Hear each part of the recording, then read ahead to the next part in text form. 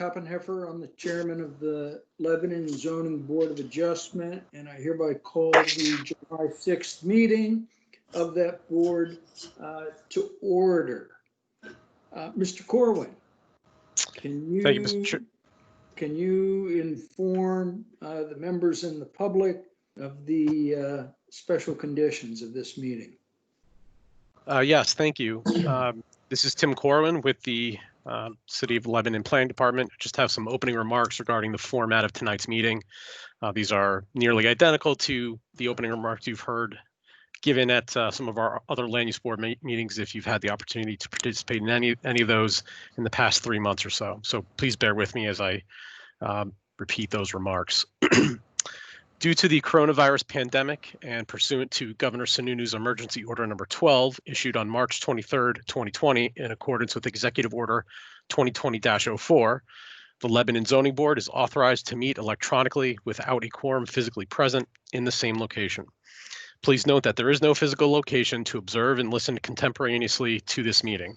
However, in accordance with Emergency Order Number 12, the City of Lebanon has taken action to provide public access to the meeting by telephone with potential additional access by video, to provide public notice of the necessary information for accessing the meeting, and to provide a mechanism for the public to alert the zoning board during the meeting if there are problems with access. For this meeting, Microsoft Teams is being used as the communication platform. All members of the zoning board have the ability to communicate contemporaneously, and the public has access to contemporaneously listen and to participate in the meeting by visiting lebanonnh.gov/live and clicking on the link for the July 6th, 2020 zoning board meeting. Instructions on how to attend are provided on the webpage. To assist in the preparation of the meeting minutes and to ensure all participants are aware of who is participating, all speakers are asked to identify themselves and to spell their first and last names before beginning to speak. Likewise, we ask all board members and staff, which is me, to please identify yourself before speaking.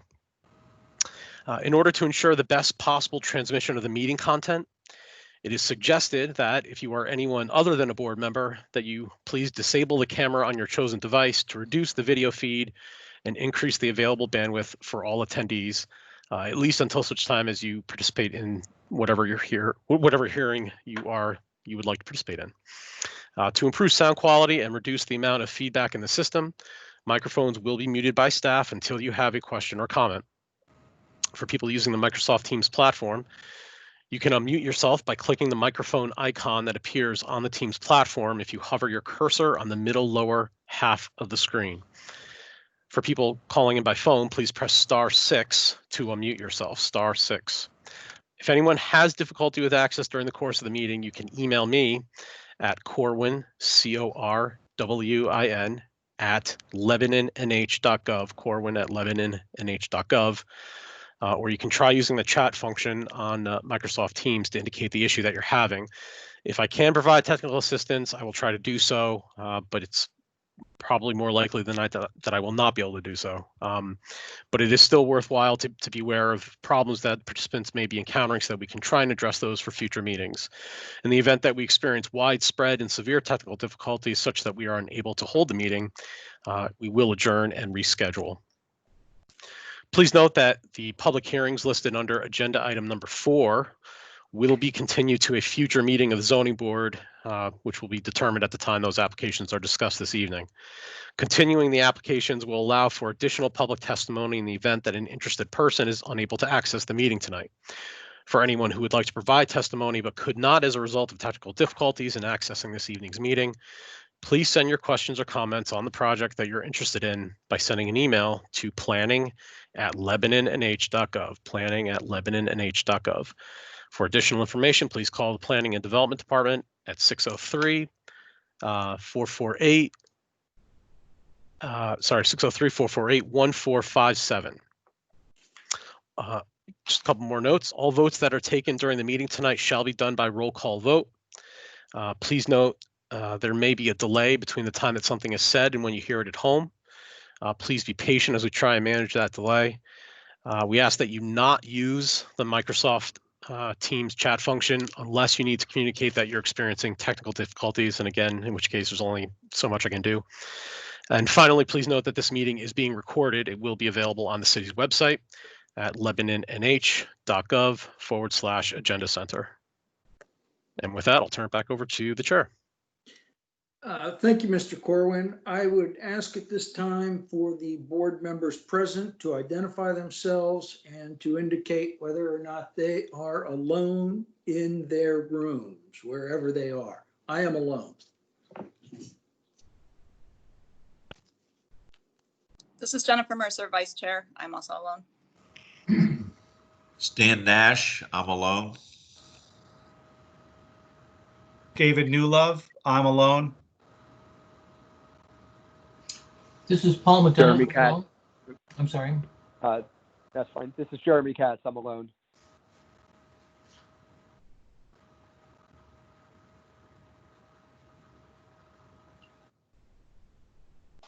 Thank you all. I'm just writing your names down. There's a time lag here.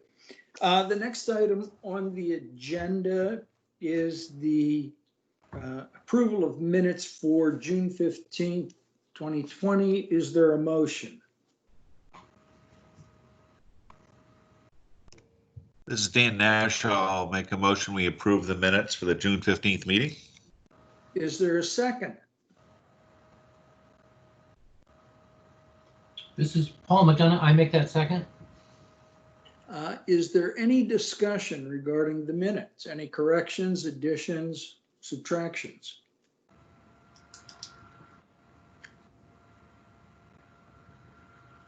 Last chance.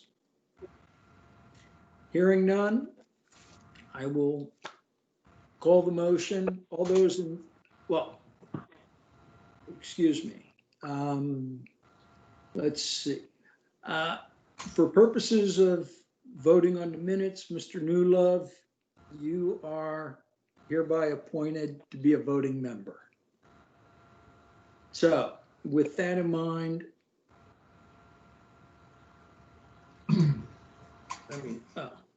Mr. Chair, just I think Mr. Patterson is on the call. And I just gave him instructions on how to unmute his phone. I think he's off again now.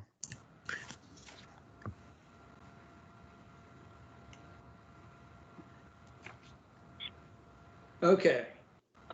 Well, we still, let me see. Patterson. Yeah, I don't see him any longer. All right. Oh no, I think he's there. Alice is Tim. I think you're on, but you have to unmute yourself. *6. Press *6 on your phone. I think that's him. Can you hear me now? Yes. Are you able to, Mr. Chair, can you hear me? I can hear you, Mr. Patterson.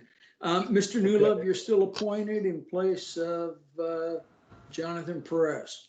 Okay. So all those in favor of approving, in favor of the motion, would you begin with Ms. Mercer?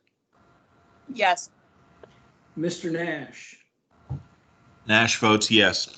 Mr. Newlove? I vote yes. Mr. Patterson? If this is in regards to the minutes, is that what this vote is for? Yes. Okay, I have some issues with the minutes, so I was trying to get in and speak, so I need. Well, we're going to have to. All right. Excuse me? Go ahead. It's a technical difficulty, so, you know, I would. All right. So in regards to the minutes, on page 5, line 1 or line 2, somewhere in that area, again, the minutes are very vague, and this is reference to the Cody addition or a thing they're trying to, what they're building, but the minutes didn't reflect the conversation I had in regards to the wetlands and the high water level. It was pretty vague, so I'm hoping that, I'm not exactly sure what we need to add, but something, you know, I personally have witnessed flooding up in that area, and I was pretty specific about that, but it wasn't detailed in the minutes as such. All right. Does that change the vote for either, or I guess we need a motion to allow Mr. Patterson's amendment. Is there a motion? This is Linda. You'll have to be specific of what you want to change in the minutes. It references flooding in the minutes, and the actual minutes are the recording. The written minutes are a brief summary. So if you want something added, you have to tell me specifically what you want to have put in there. Okay, I guess this is different than recently, in the past, the minutes were very detailed. Now there seem to be, we rely on the recordings, which at sometimes are not always working. So what needs to be added, I specifically have witnessed a high water mark, which is going to interfere with that building when they build it. So I see why they're trying to move reduce the setback. That was the gist of what I said. And in regards for Mr. Chair and with this, I'm trying to log in.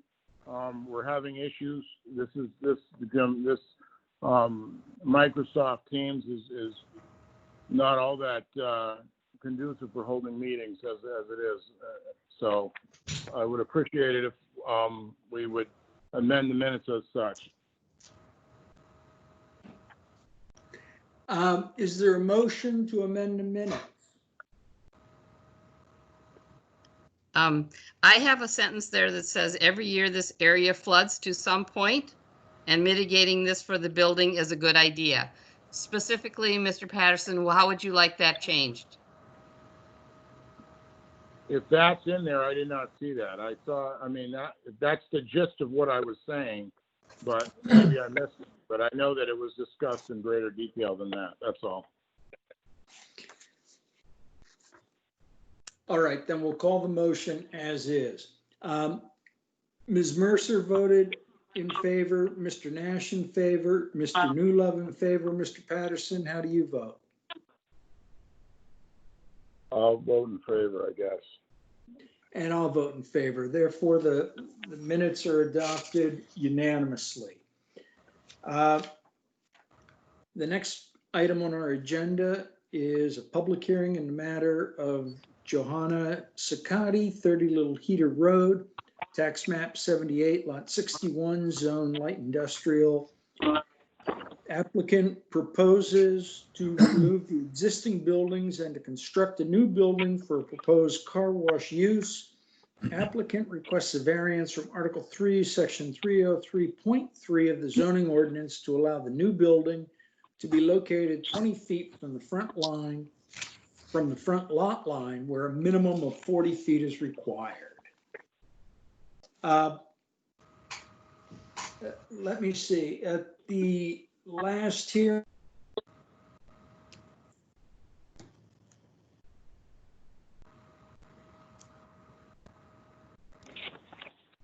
Mr. Chair, this is Dan Nash. I have to recuse myself.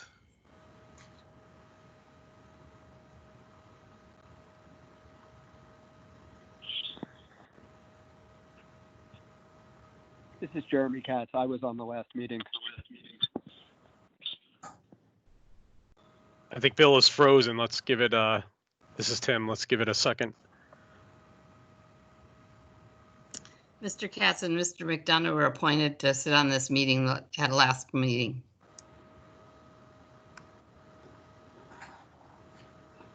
Bill?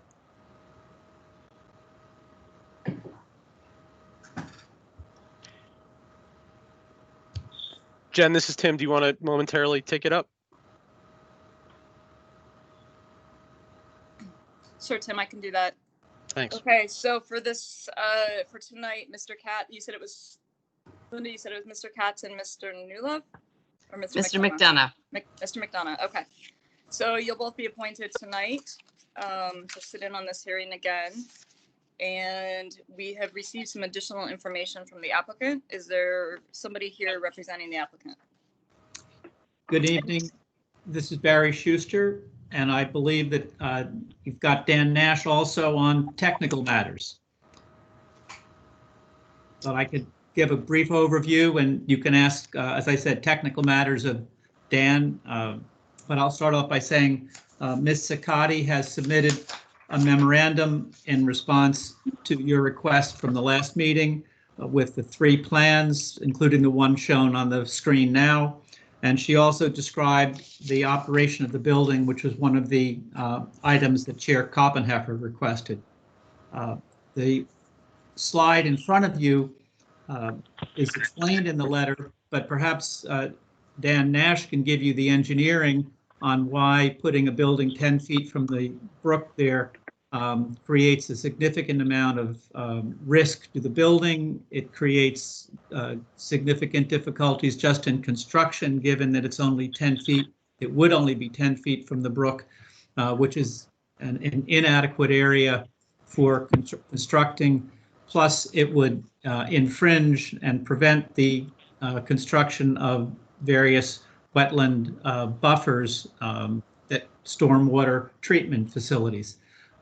Dan, perhaps you can add a few more engineering words to that? Sure,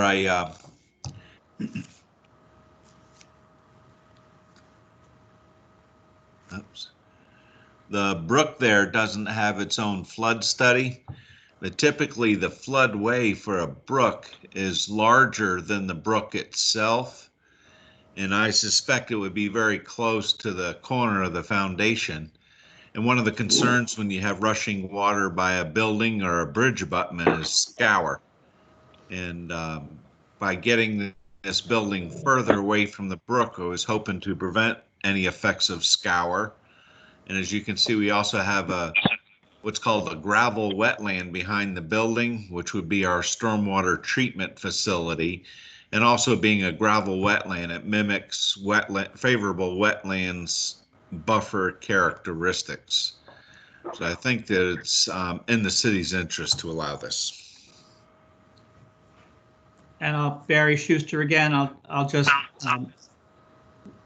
as was previously explained, this is not a building that will be advertising to the public. It is for the purpose of taking care of cars at the dealership, for cleaning, detailing, delivering to customers. And so there will be no, if any, traffic on Little Heater Road generated by this building. So the traffic comes in, cars come in from the Volvo Volkswagen dealership. That's shown on the right side of the plan in the driveway there. They would enter one of 4 bays in the building on the right side or the north side, and then proceed through the building when they were finished and then kept in storage. So there's, other than a car leaving the property going out on Little Heater Road, there would be very little, there's no public traffic per se. So the reduced setback from the street will not infringe on any traffic, and it will not be a detriment to traffic along the road, since it will be a minimal amount of traffic that's created on the site, as well as this is a sort of a cul-de-sac with limited traffic anyway, and you will not have the public wandering through to look for access to this facility, because it's not open for the public. It's for the use of the Volvo Volkswagen dealership. But I'll take, or Dan Nash or I can take further questions.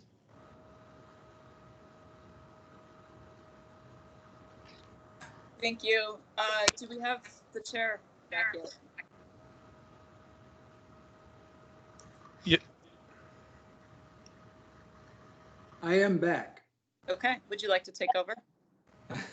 Or would you Sure. like me to continue? Questions from the board or comments? I have a question for Mr. Nash when I can. Al Would Patterson. you identify yourself, please? They said it's Al Patterson. Ah. Okay. All right, Mr. Nash, can you hear me? Yes, I can. Okay, good, because it's apparently we're having tremendous amount of technical difficulties tonight. The water, the high water mark in that in the spring, I'm very familiar with it as I drive by there all the time.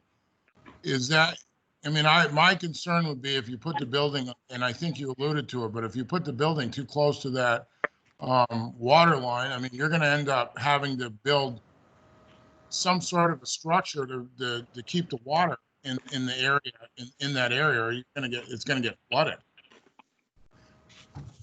Yes, the flooding itself isn't a concern as long as you have the building elevated. And if you'll notice on the cross sections, we show the floodplain elevation, and the building is intended to be at least 6 inches above that.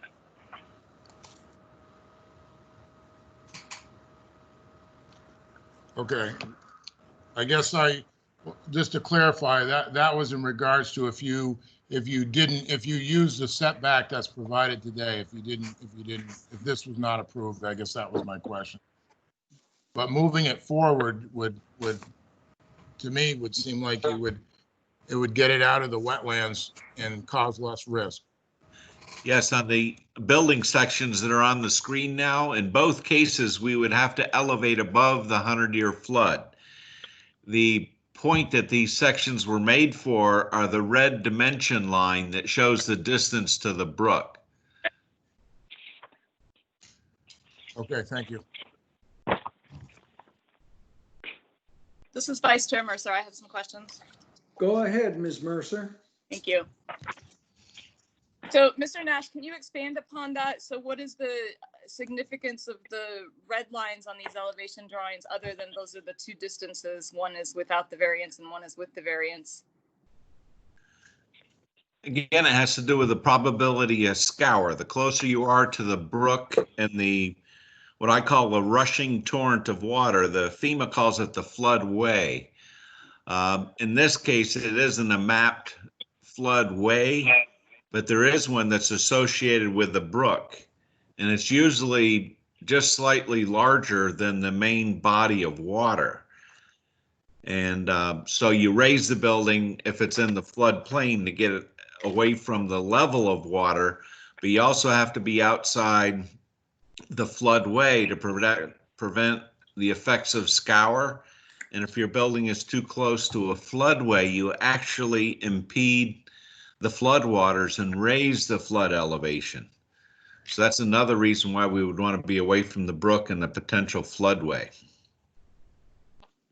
Okay, thank you. And then on the plan view map, can you talk to us about these 3 berms that are new this evening that were not in the previous part of the application materials?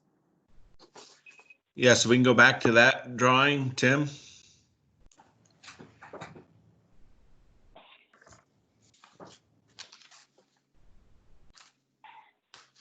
Anyway, the drawing has berms on it, and there are 3 bays or cells. The first cell is the sedimentation cell. The other 2 are gravel wetland cells. And the idea behind a gravel wetland is 2 feet of gravel for a storage layer. Then you put a mucky wetland soil on top of that gravel, and it supports wetlands plants, and the gravel storage area below the muck provides the water to keep those plants of a wetlands characteristic.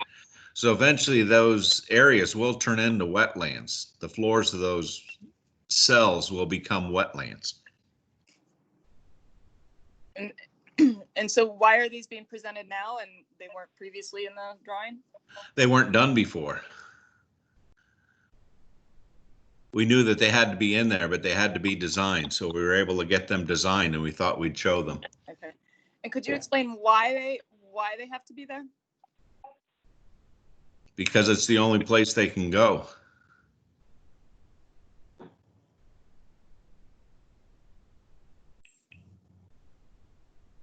Are they required to be there? They'll be required for site plan review, yes. Some sort of water treatment is required. And it's the best means I could come up with. I can't come up with another means that would be suitable because we're so shallow to the water table. We can't use other conventional means of infiltration and the like because we're right in the water table or just barely above it, and there's no treatment depth. The gravel wetland cells provide a treatment mechanism. that isn't otherwise available with other means. So when you're saying water treatment is required in the application, that said stormwater, but are you actually talking about water runoff from the car wash? If there's any car wash water, that has to go to the sewage treatment plant. Okay. Anything in the garage that runs off will go to the sewage treatment plant, and it goes through a grit oil separator. So get any grit or any oils or greases out of the waste flow before it goes down to our treatment plant. Okay, so the water going into the berms is Runoff from the parking lot and the roofs of the building. okay. And you're saying that there is a requirement to treat that water? Yes. And also to detain it to the 100-year level. The new site plan regs require a 100-year detention. So it requires sizable ponds. Okay, and is that a state requirement or is that a city requirement? City requirement. Okay. And then what is the significance of the blue dashed lines? Those are under drains that are part of the gravel wetland. And it has to do with making sure water moves throughout this gravel layer in the gravel wetland. Okay, thank you. I don't have any additional questions. Thank you, Ms. Mercer. Mr. Katz or Mr. McDonough, do you have any questions or concerns? So, yeah, this is Jeremy Katz. Yeah, I have, if Attorney Schuster is available, I just wanted to bring up something that's been on my mind. And I thought rather than bringing this up in deliberations, I might as well ask and give the applicant the ability to explain. So, something that's on my mind is really kind of fundamentally with this property, what the difference is with the wetlands, whether they're actually a special condition of this property, or if the property just happens to be substandard for the size of the building and the type of use that's planned here. Looking at this, there are, obviously many properties in the city that have some amount of wetlands, and, does the fact that, that property might just be not appropriate for a building of that size, somehow entitle it to a variance as having a unique or special condition. And I'm just, it would help me to kind of have your viewpoint on behalf of the landowner and how you would propose I should think through this. In the application, we provided a support statement, which I am turning to now. And in terms of the special conditions, this is a substandard industrial lot. There are limits on its due to its size and the fact that you do have a wetland and a stream at the back. Those are specific to this site. If you look at other industrial sites on the Etna Road, for instance, they're much larger pieces of property. They don't have streams behind them. And so this is a site that is smaller than most industrial sites, and it also has environmental constraints in the stream behind it. Those are unique conditions specific to this site. And so the attempt to move the building closer to the road satisfies a number of conditions. One is it protects the wetlands in a way that other industrial lots do not need to do. Plus, given the very low traffic on Little Heater Road, and this will generate very little new traffic, bringing it closer will be consistent with the spirit and intent of the ordinance. So I believe that the support statement provides the responses to the various questions that you asked there. I'm just going to go to it one more time. One of the things that a variance requires is the use reasonable? And the use is a car wash, which is specifically permitted by the ordinance as a conditional use.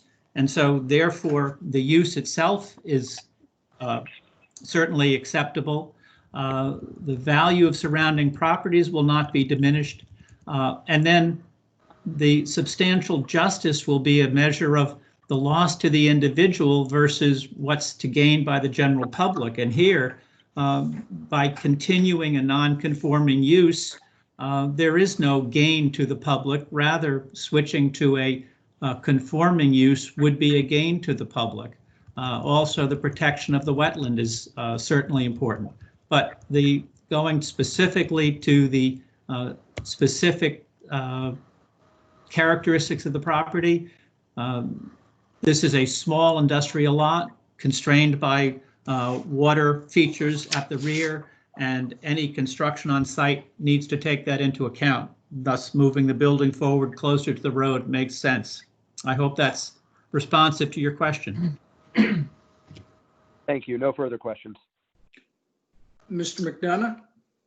Thank you, Mr. Chairman. I have two questions for Mr. Nash. The first one I think has probably been answered, but I just want to pose it clearly. The water used in the car wash, anything used within the building, there's no chance that that can go into the brook. Is that fair to say? That is correct. There's gutters inside the building and it goes straight to the sewer system. And then my second question is, the lot's labeled with the 100-year floodplain, which I imagine suggests that if it's going to flood, it's once every great in a while. Has in fact, I think with the change in climate, things like that, that we find that 100-year floodplains are more frequent incidents than once a century. Has this lot flooded up to the boundary lines close to Little Heater Road that the building is suggested to be placed? I couldn't tell you. I haven't followed the history of flooding in the area. The 100-year floodplain is a study done by the Corps of Engineers that sets that elevation, and we all have to comply with it. And one would assume that the study that was done is legitimate and proper. And if you elevate your building to that level, you've provided the level of protection that our government requires to be an acceptable risk. There's always the understanding that there could be a storm that exceeds the 100-year level, but that's what I guess we consider acts of God, and they're beyond what we can afford to protect as a society. Right, and apparently that's a risk that the builder is willing to run, I guess. I have no further questions. Thank you, Mr. Nash. Attorney Schuster, I want to follow up on Mr. Katz's inquiries. You make a persuasive argument that if a 60 by 120 foot building is going to be built on this lot, it needs to have only a 20-foot front setback. But our charge is not to make the most economically advantageous use of the lot available to the applicant. And that being the case, I mean, there's been a car dealership on that corner for decades. And I don't know what, I know they wash cars there because my car gets washed every time I take it in for service. But they've gotten along without a 60 by 120 foot building with 4 washing bays and storage and whatnot. But our charge is not to determine whether or not we should grant a variance because you want a 60 by 120 foot building. Our charge is to determine whether or not there's a hardship if you don't get it. And it seems to me there is less economic advantage to the applicant to building a smaller building, but there's nothing to prevent her from building a smaller building and therefore not requiring a variance. I'd welcome your response, if any. This is the building that is designed to serve the purposes of the car wash. If you cut it in half, it will not serve those purposes. If Section 303.1 of the Light Industrial District sets forth the purposes, and I have not heard the board ever tell, for instance, if someone wants to put an addition on their house to make it smaller, and that came up just recently in one of the board's actions in granting permissions. But here we have to provide appropriate land locations for the establishment of businesses which improve employment opportunities and strengthen the economic base of the city. The activities should not adversely affect the natural environment or adjacent residential areas. So those are the things that this building can do. It will not affect the environment adversely, and it will provide an economic base for the city.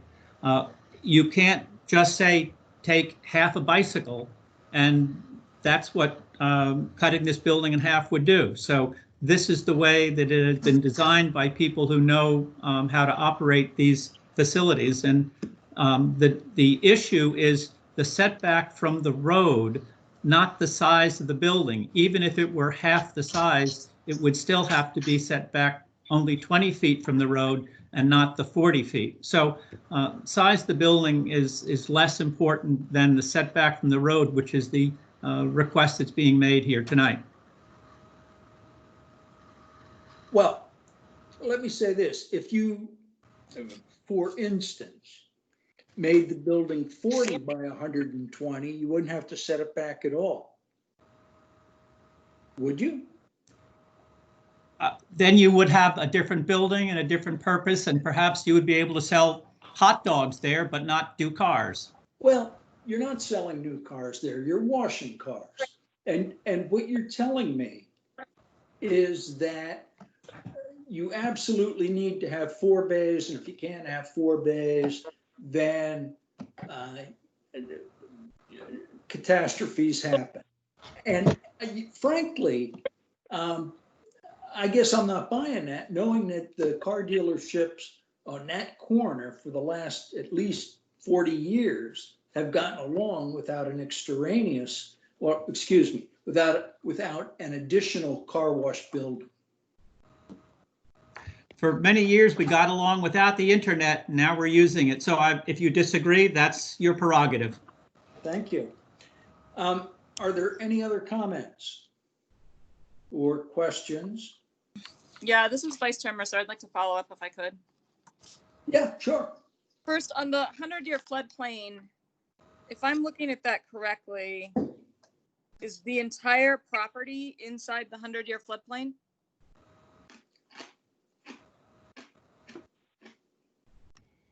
Yes, that's correct. The entire property is in the 100-year floodplain. Okay, so we're not actually moving out of the 100-year floodplain. And then my next question is, you've talked about scouring, and based on the contours on the map, particularly the first one that was submitted that has just the general contours of the land as it exists prior to the berm installations, that concern about scouring is really just at that back corner, back northwest corner, correct? Yes, that corner, and probably the half the length of the building, there's a section of brook that is in close proximity to the wall as well. It gets very close at the corner, but if you look halfway up the wall, the brook runs parallel to the wall.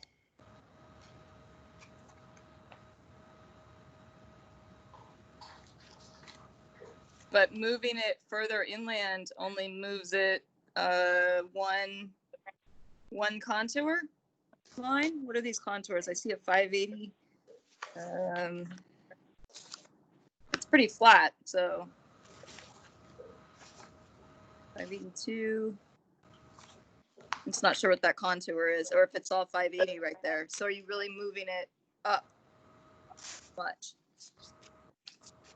The brook itself is where the harmful level of water flow is. So the proximity to the brook is what causes damage. I could be all the way out to the road, and as long as I'm elevated above the 100-year flood level, I'm not going to be damaged. But if I get close to the brook where the water is moving quickly, there's a potential for scour. If you look at the Connecticut River when it floods, you'll look underneath the interstate bridge and you can see a raging torrent of water. And then where you see water's backing up into the J.C. Penney parking lot and the other properties, that the water is still, it's not moving. So the floodplain is where the water just sits and backs up and is stored. The floodway is where it's moving. And like I said, this little brook doesn't have a mapped floodway, but during large storm events, I'm sure there's what I call a raging torrent of water. Even though it's smaller than our bigger rivers, it still comes down through there and can cause scour.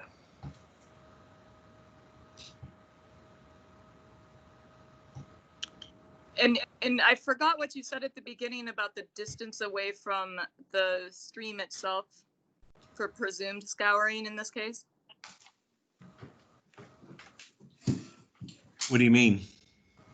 Well, you said that we don't have a mapped floodway, but we can presume some scouring outside of those banks. Do we know? Usually the mapped floodway is larger than the normal flow brook. I don't have an algorithm or a guesstimate, but you know that during large flood events, the water overtops the banks of the natural brook and goes outside those banks and forms a floodway. I just don't have the exact dimensions of that floodway because it's just a very complex study that only the Corps of Engineers can afford to do usually.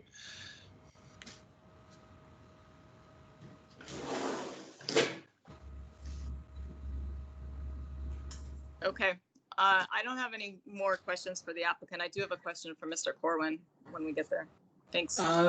Does anybody else have any questions for the applicant or comments that they'd like to make?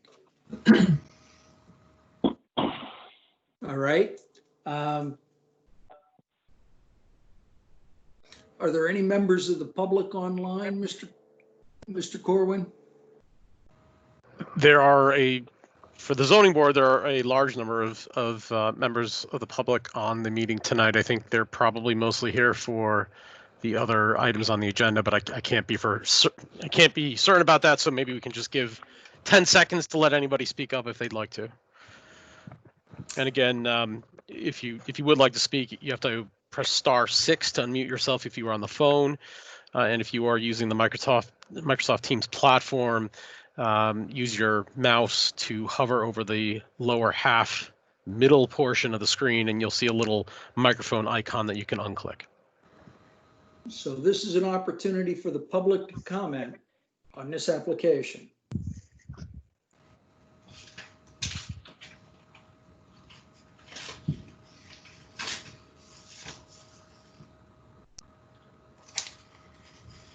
All right. Ms. Mercer, did you have a question for Mr. Corwin? I do. Have you closed the public hearing? Well, we want to keep it open pending your question. That may raise questions. Okay, my question for Mr. Corwin is, I would think that normally we would get some input from the Conservation Commission, and maybe this wasn't required at the time of application due to the nature of the application. But given all the talk about the brook and these gravel wetland berms that will be constructed, has that been scheduled to happen? No, it hasn't. It's not required by the terms of the zoning ordinance. The Conservation Commission, at least notification to the Conservation Commission is required when there's an impact to the Riverbank Protection District or the Wetlands Conservation District. The board could certainly request input from the Conservation Commission, but at this point, there are no jurisdictional impacts that necessarily require Conservation Commission review unless, again, the board requests that input. Okay, and can you explain to the board why there are no jurisdictional requirements for Conservation Commission input? Well, they are the proposal is to stay out of the wetlands, so there's no impact to the wetland. There are no water bodies here that are subject to the Riverbank Protection District, which is essentially the 50-foot buffer that mirrors the State Shoreland Water Quality Protection Act 50-foot buffer. And then in terms of the floodplain, the applicant, the development has to meet the requirements of the floodplain ordinance. I mean, you could theoretically seek a variance from the terms of those requirements, but it's extraordinarily difficult. I mean, that would be extremely rare to do that. The reality is that the project has to meet those requirements, and the key one is that the building has to be at or above base flood elevation. I don't know. I don't know if the well, anyway, I'll leave it at that. Okay, thank you. So based on Ms. Mercer's and Mr. Corwin's colloquy, are there any further questions or comments from the rest of the board?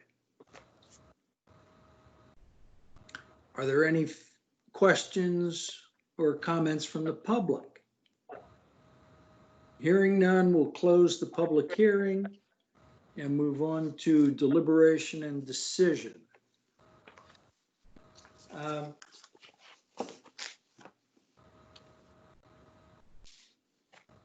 Mr. McDonough, your thoughts? Thank you, Mr. Chairman. I think it's been an interesting discussion about the setbacks. It is my sense that the variance is necessary for reasonable use of the property and to protect the brook and to protect the foundation of that building, and I would vote in favor of the 20-foot setback and in favor of the variance. All right. Mr. Katz. So I'm still sort of neutral about it. As I look at the use, I think that the use is completely appropriate. I think the fact that the owner or related party to the owner has the property next door and can use it in conjunction makes great sense. I'm still intellectually troubled with whether this is just a lousy property versus a property that has sort of special conditions that merit a variance. I'm kind of left with thinking, can you take a substandard property and just come up with anything you want, just because it happens to be a permitted use? Why not an 80,000 square foot, 10-story high car wash? I am sensitive to the wetlands issue, and staying away from the wetlands and conserving it is a good idea. And I don't see a tremendous amount of harm in adjusting the setback. And I do think that retiring a non-conforming use and introducing a lawful conforming use is exactly what is called for the district in the ordinance. But it's just, again, I'm going to listen to motions either way and sort of be open to being persuaded. But that's what I'm struggling with. Mr. Patterson. Yes, I'm in favor of the motion. I would be in favor of this, to approve this, and here's why. I've witnessed this place. I know that there is no technical map indicating the flooding, but the map that I've seen is with my own eyes. I've been in the parking lot when it's flooded. I've driven by when all the ducks and stuff are in that area in the spring. It happens almost every year. And the setback, I think, is extremely reasonable. The street has little to no traffic. I was down there when I went to observe the area, and I was there for about 45 minutes, and the mail truck was the only vehicle that entered onto that road, and that was on a Saturday mid-morning. So I think the use of the building makes sense. I understand the business of detailing vehicles and the need for the extra bays. And I can understand why they're building the building and in that manner versus trying to put in 1 or 2 bays. So I think it's appropriate and I support it. Ms. Mercer, I think I'm of a similar mindset as Mr. Katz, although I'm becoming more convinced than I was at the last meeting.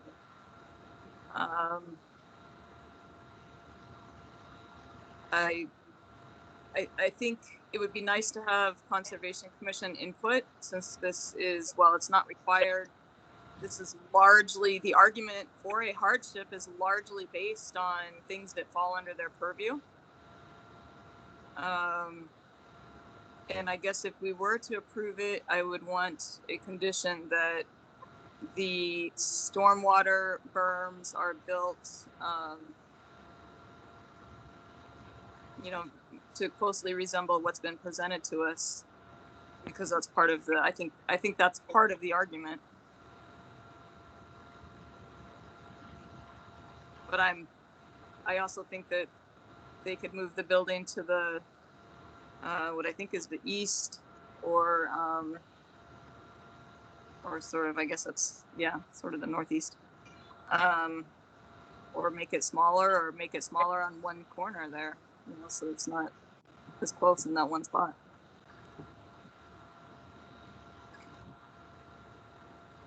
that it? That's it. I agree with Ms. Mercer. I think it would be helpful if we had input from the Conservation Commission, and if somebody were to make a motion, I would support that. But what concerns me is the size of the building and the applicant's insistence that it's got to be this size or nothing. And it reminds me of an application we dealt with up on Mount Support Road, where the applicant wanted to build a 4-story building, and we told him he could only build a 3-story building. If you can get by with a smaller building and it still serves your purpose, I think you're required to do that. I hear what the applicant's saying, but nobody has convinced me that a building with 3 car washes instead of 4, or the space to store 20 vehicles instead of 40, is economically necessary. In any event, I, at this point, am against this project. So we have 2 people on the fence, we have 1 person against, and we have 2 people in favor. Does somebody want to make a motion? Any kind of motion?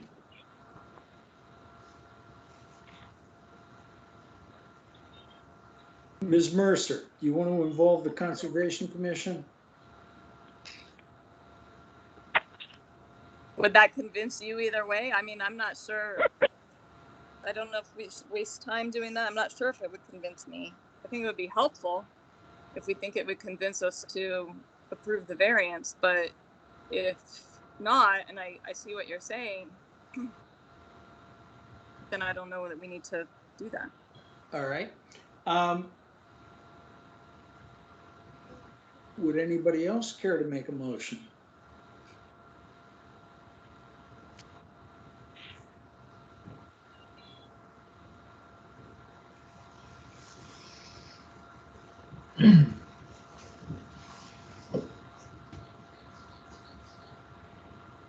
Well, how would it be if we get 2 motions drafted and consider them at our next meeting? And either Mr. McDonough or Mr. Patterson could draft a motion in favor of granting the variance, and I would draft a motion denying the variance. If we're going to do that, I would propose that we find out from Mr. Corwin when the Conservation Committee meets and if there's time to add that. Okay, I mean, if we're gonna delay, we might as well see if there's time for it. This is Tim. The Conservation Commission, their next available meeting is not, I can't remember if it's the first or the second week of the month, but it's too late for July. So it would have to be early August, so that this application would need to be continued until the board's meeting in August, the third Monday, whatever that date is. Let me pull up the calendar. So if there was interest in asking for Conservation Commission review, the application tonight would be continued until the Monday, August 17th zoning board meeting with Concom review, either on the I think either August 6th or the 13th. I can find out. Mr. Chair, Barry Schuster, if I may speak. sure, go ahead, I think, Schuster. thank you. I think Mr. Corwin pointed out that this is an application to avoid the wetlands. You have an engineer who has testified. The Conservation Commission will say anything you can do to avoid impacting the wetlands will be important to the town, to the city. That's what this application does. And we'd request that you not delay this into August. That would make construction, if it were to proceed, almost impossible for this year. I would request that there be, as you said, put two motions before the board, up or down. Well, thank you, Attorney Schuster.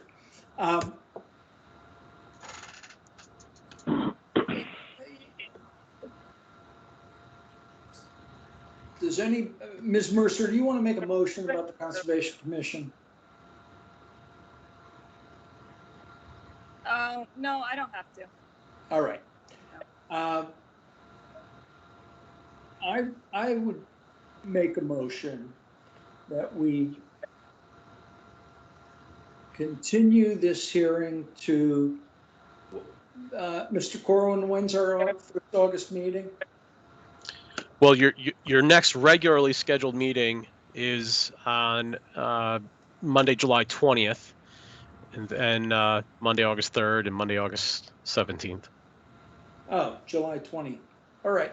I would move that we continue this hearing until July 20th. And in the meantime, Mr. McDonough, I ask you to draft a motion approving the variance.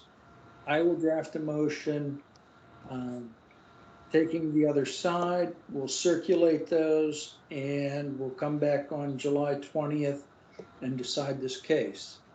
That's my motion. Is there a second?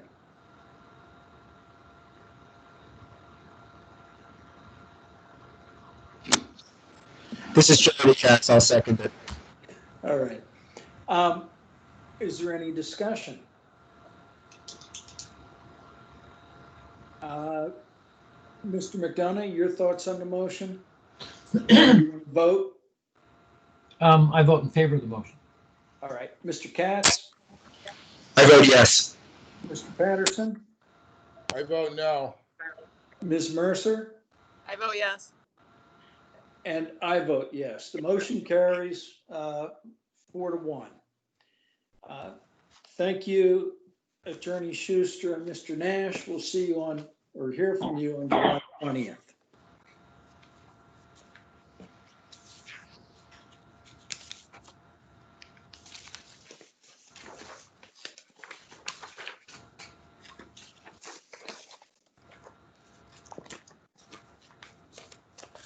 The next item on our agenda is a public hearing continued from June 15th in the matter of Adam and Sheena Youngman, 8 Aura Avenue, tax map 90, lot 4, zoned R3.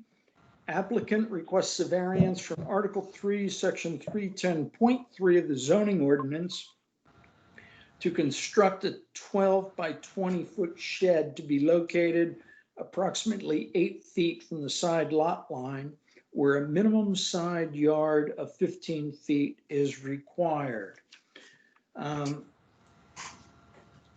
Are either or both Mr. and Mrs. Youngman here? Yes, we're both on. Oh, good.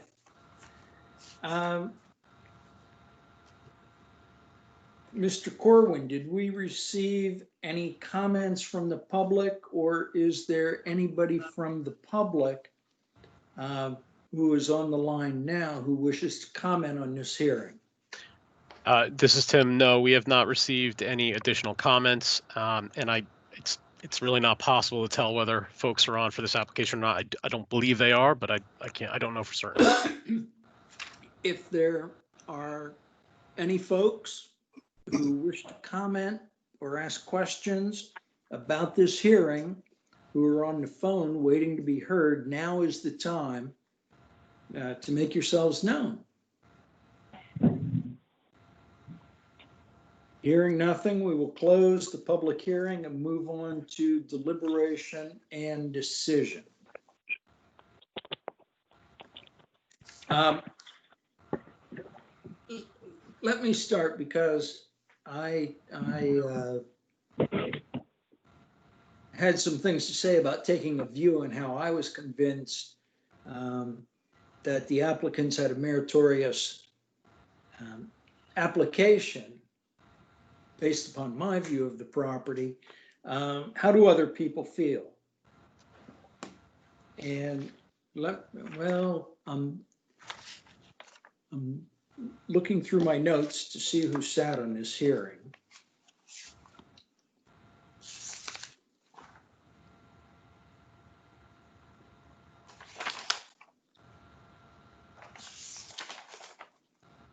Mr. Chairman, this is Paul McDonough. You appointed me at the last hearing on this. Okay. Yeah, this is Tim. It's Bill, Dan, Jen, Alan, Paul. Yep.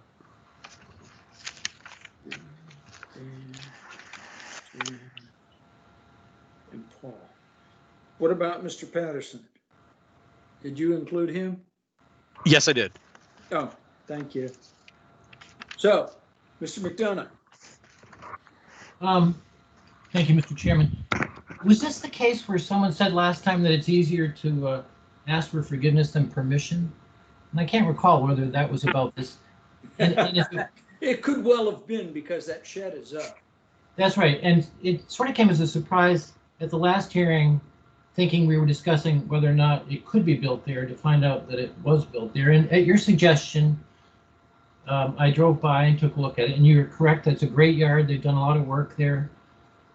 Very nice piece of property. It strikes me that the shed only has to move 7 feet to be in compliance, unless my math is way off. It's 8 feet off from the 15-foot setback.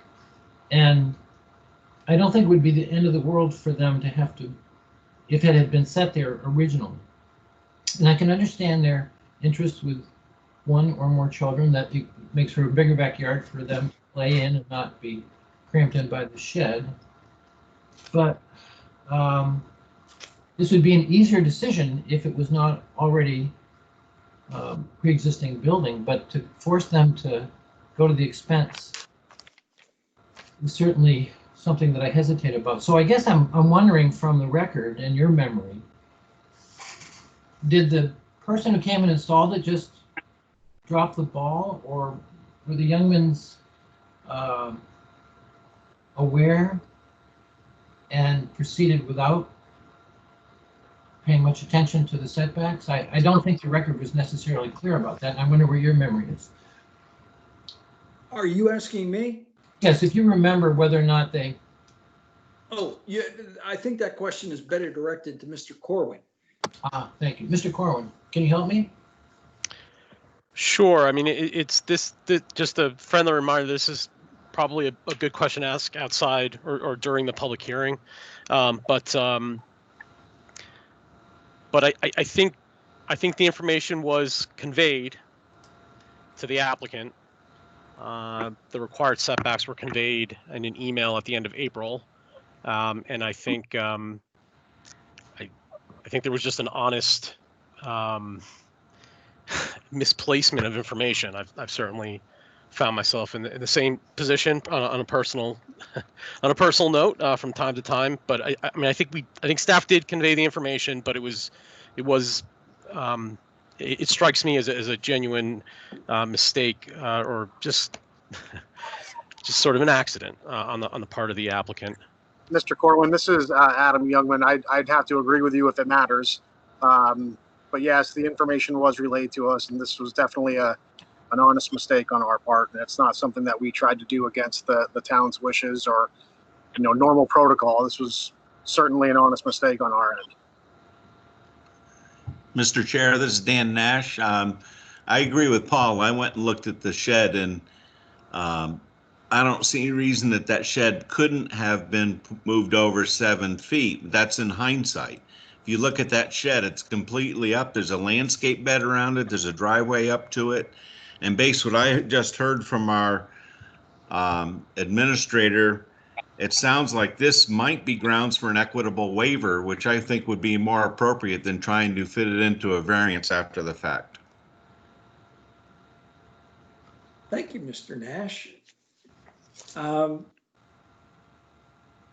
Mr. Patterson.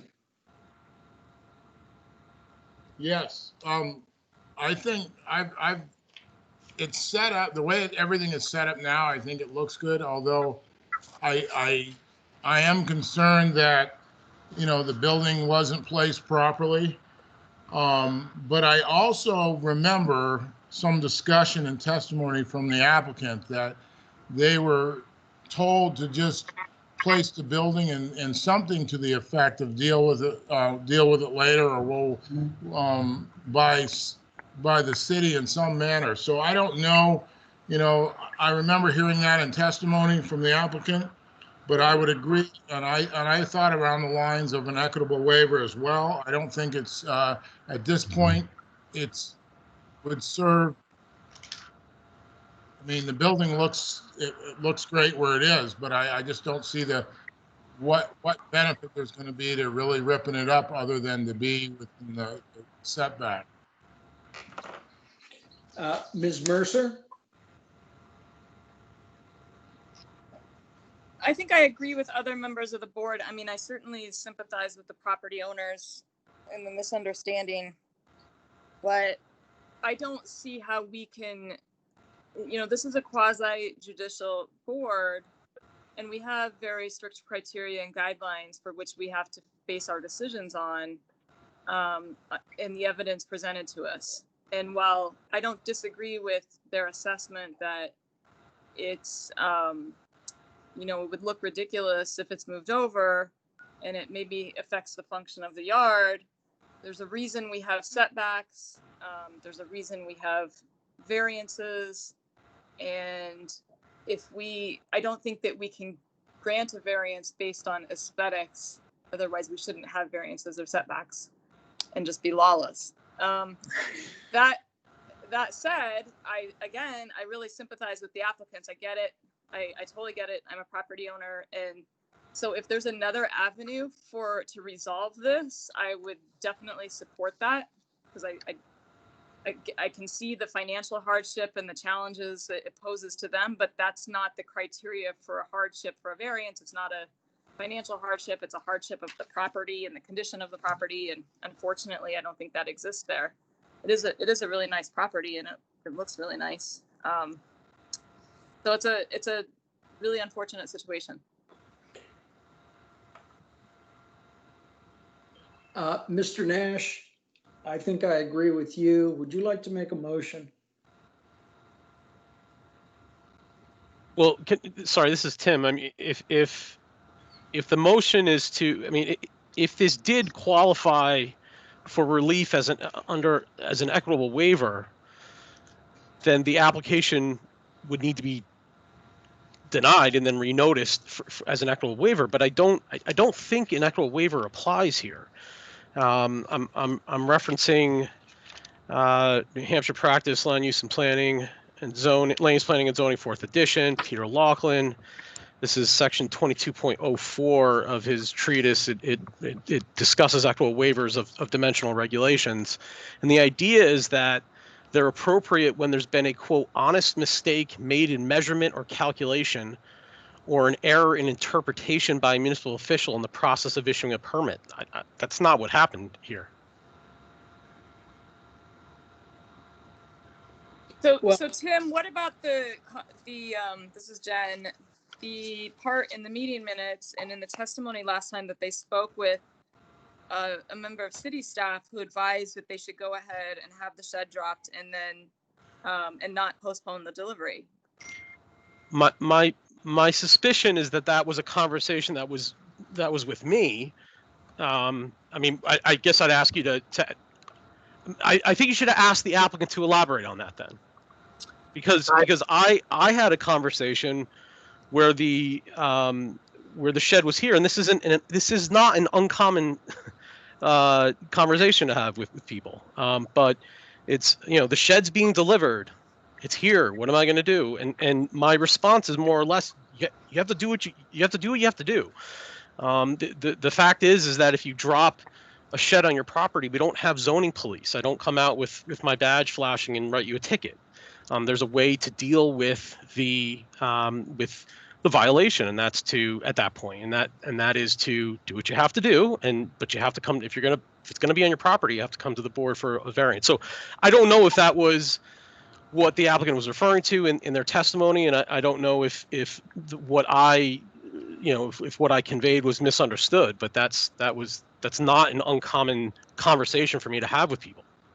Mr. Corwin, this is Adam Youngman again. I think what we were referring to with the miscommunication, that wasn't with you. That was with, I believe her name was Leanne.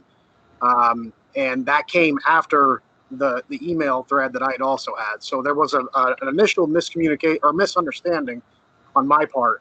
But then we had spoken with Leanne in regards to the shed being delivered. And that's when she had said, no, these things always get approved, go ahead and keep the delivery date. So it was kind of, it was a misunderstanding on my end first, and then there was a miscommunication later on.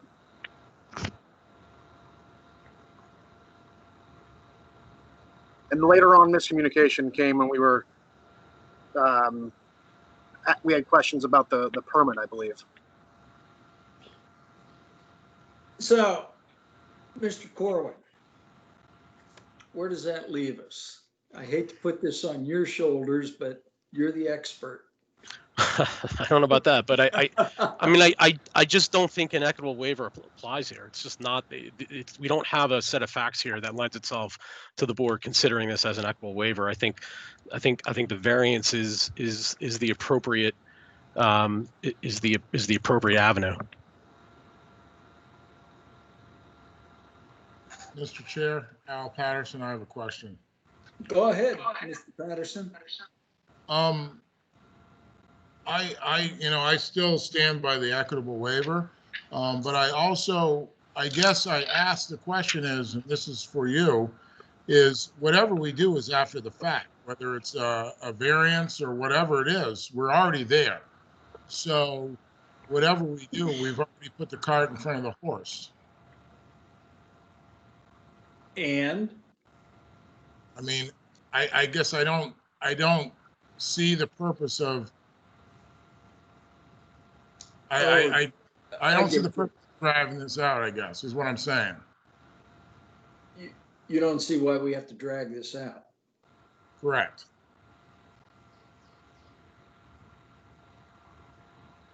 Mr. Nash, having heard all of these comments, would you like to make a motion?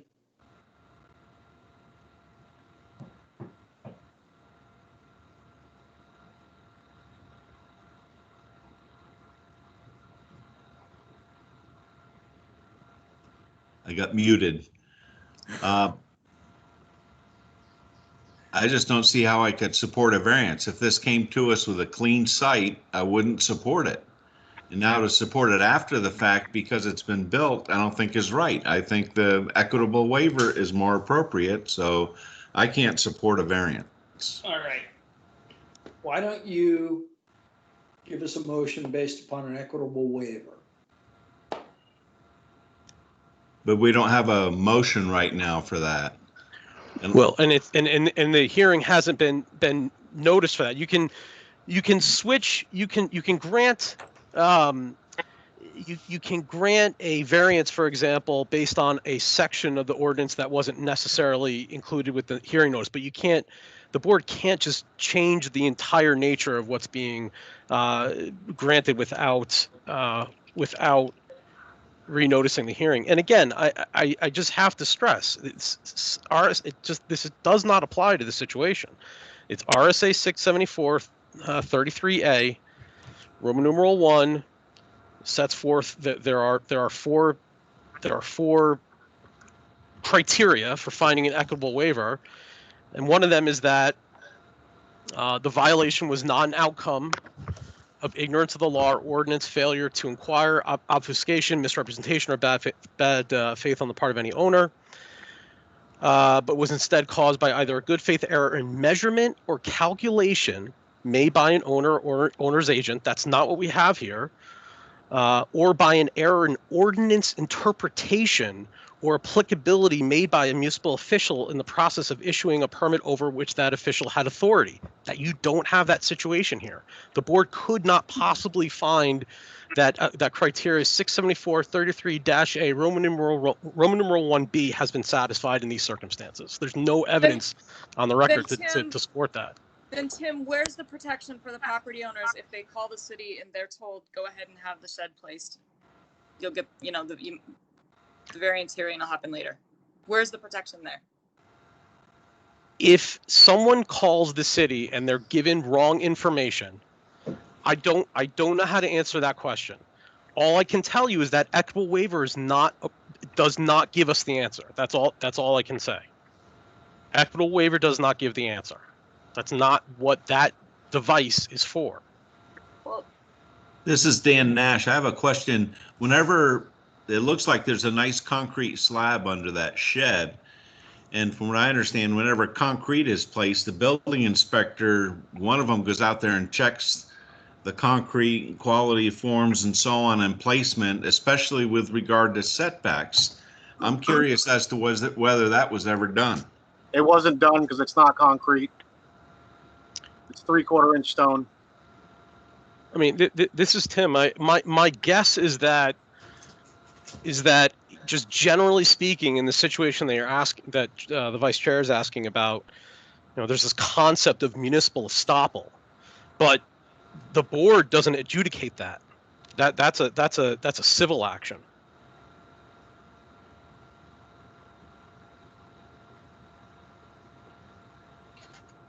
Well, Tim, I think it's fair to say, Mr. Corwin, that the sense of the board is that the Youngmans ought to be able to keep the structure where it is. And the question is, how do we do it? Isn't that an appropriate question to ask the city attorney? Yes. Would somebody like to make a motion? I will do that. It's Al Patterson.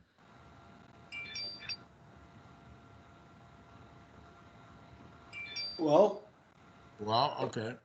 go ahead, Mr. I Patterson. would make a motion that Mr. Corwin will negotiate the avenues we need to find out how we can keep the building there and without using an equitable waiver. Is there a second?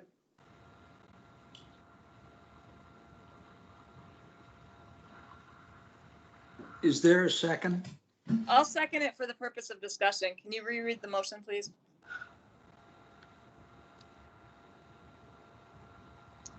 I have Mr. Patterson, this is Linda Billings. Mr. Patterson moved that Mr. Corwin will negotiate the avenues to determine how to keep the building where it is already built. With the city attorney. Yes, with the city attorney. Yes, I agree to that. Thanks, Mr. Linda. Patterson moved that Mr. Corwin will negotiate the avenues with the city attorney to determine how to keep the building where it is already built. Okay. Is there any other discussion? All right.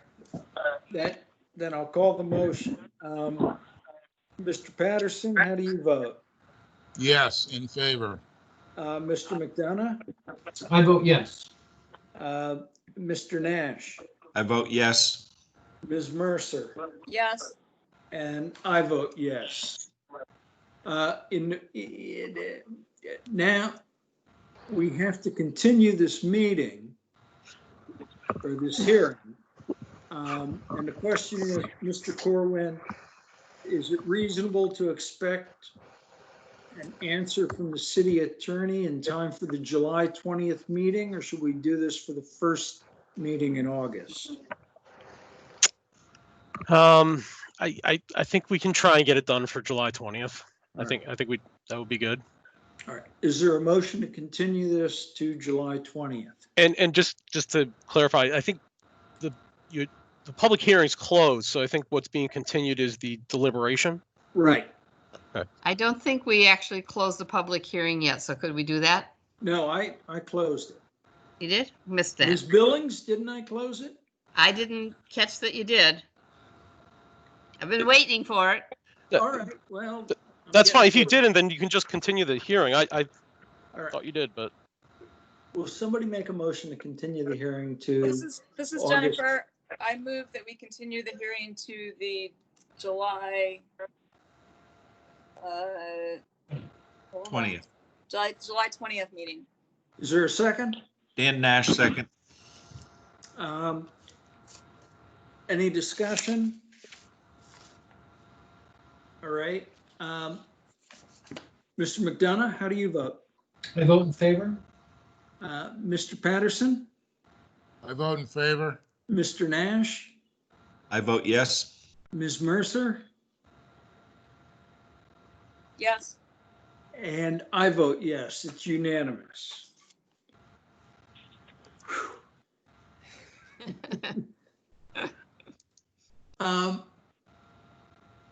We've been in this for an hour and a half.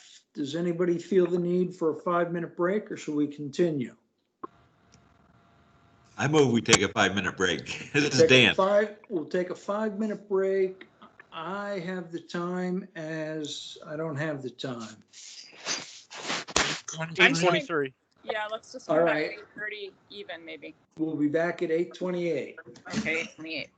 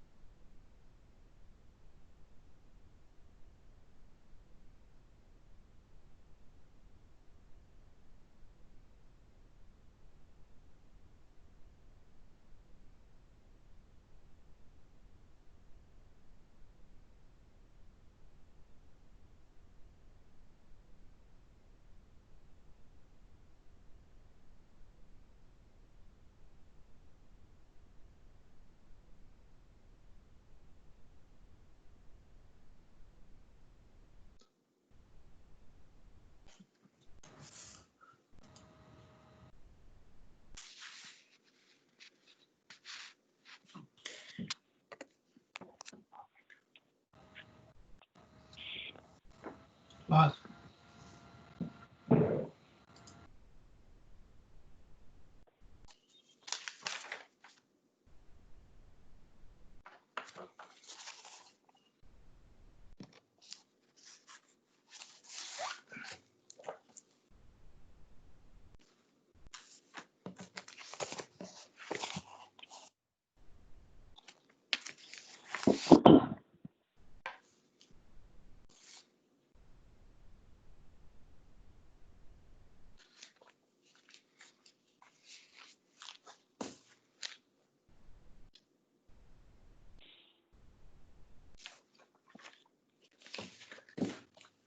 Tim, how are we doing for time?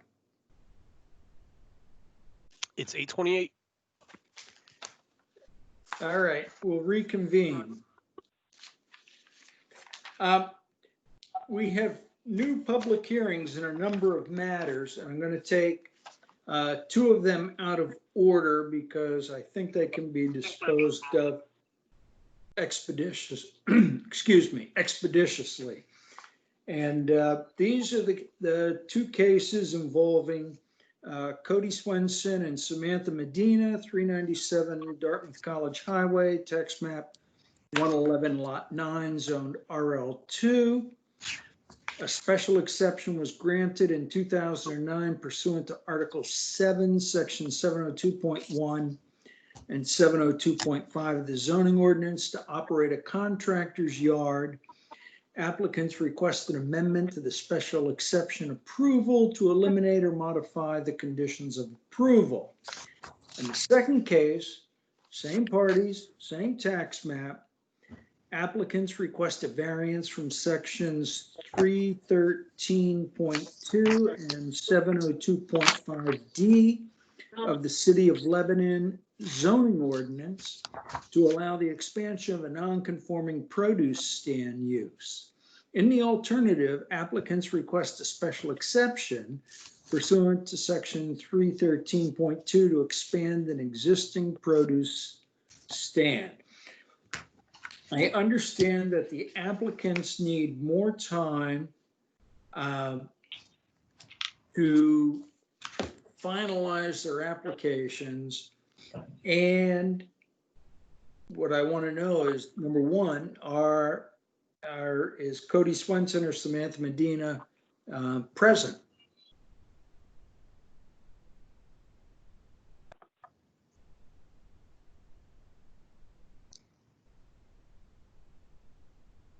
Mr. Corwin, if they're muted, can you tell them how to unmute? I only see a couple phone numbers that it could be one of them. If you're on the phone, please press *6 to unmute yourself.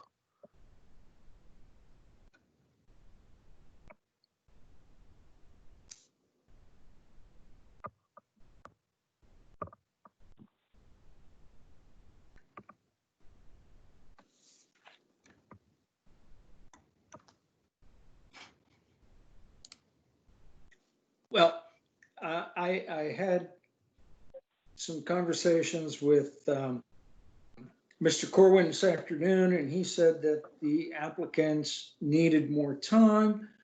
And I guess the question at this point, we need a motion to continue these hearings since they're not present and the applications aren't complete. Would somebody like to move to continue these applications to the first meeting in August?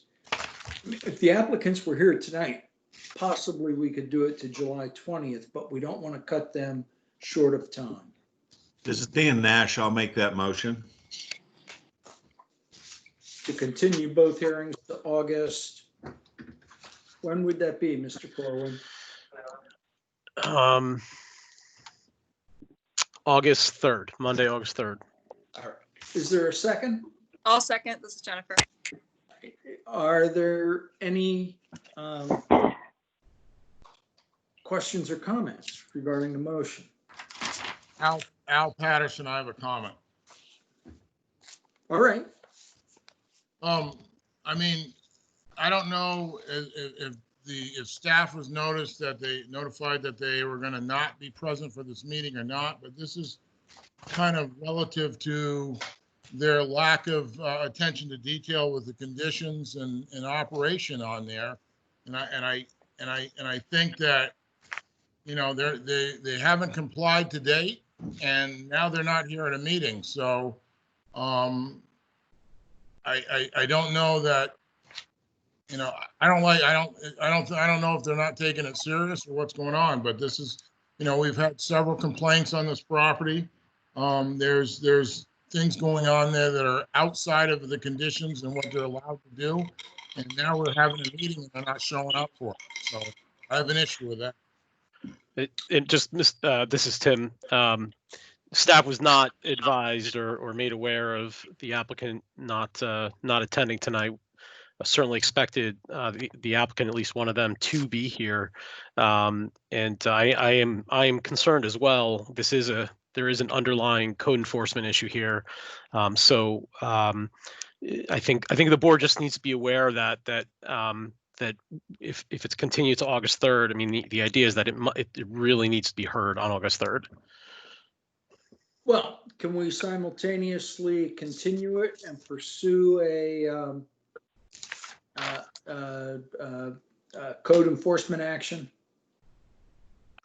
This is the course of action to give the applicant the opportunity to come to the zoning board to reassess their approvals. Okay. Any other comments? Just one more. Sorry, to continue it without having to renotice it, we need to open the public hearings. I don't know if you did that or not, but if we don't open the public hearings, then we'd have to renotice them. All right. Well, since the applicant isn't here, we can open the public hearing to any of the abutters or anybody else who is interested in this matter. So if you are here and have something to say about this application, now is the time to make yourself known. And Mr. Corwin, would you tell them how to unmute themselves? If you're on the phone and would like to speak, please press *6 to unmute yourself.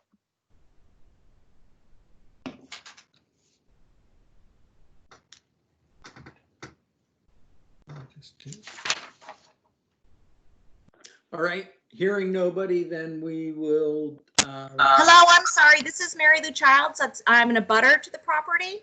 Okay. I'm sorry. What can you spell your name for us?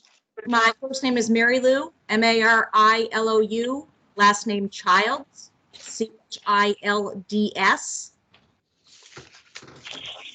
And what can you tell us?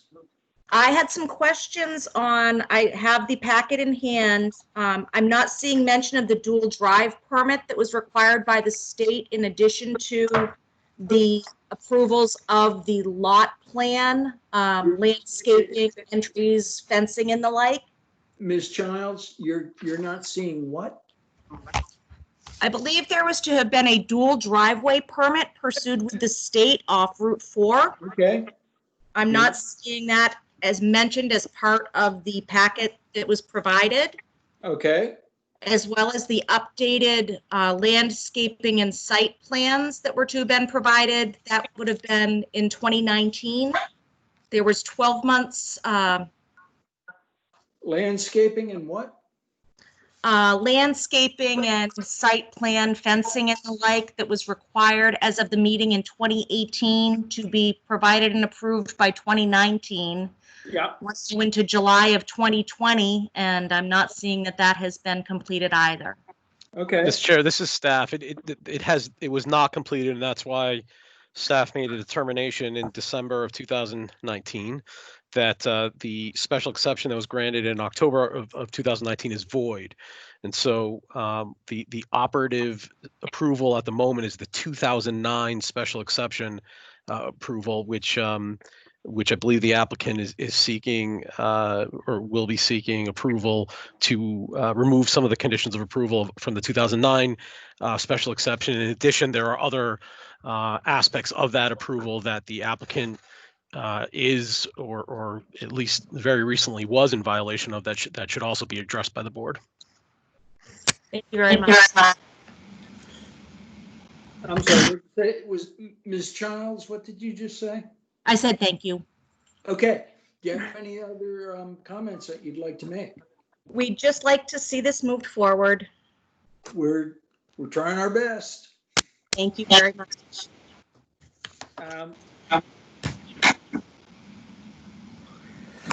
All right, so we have a motion, right? We have a motion and a second. Before we go with,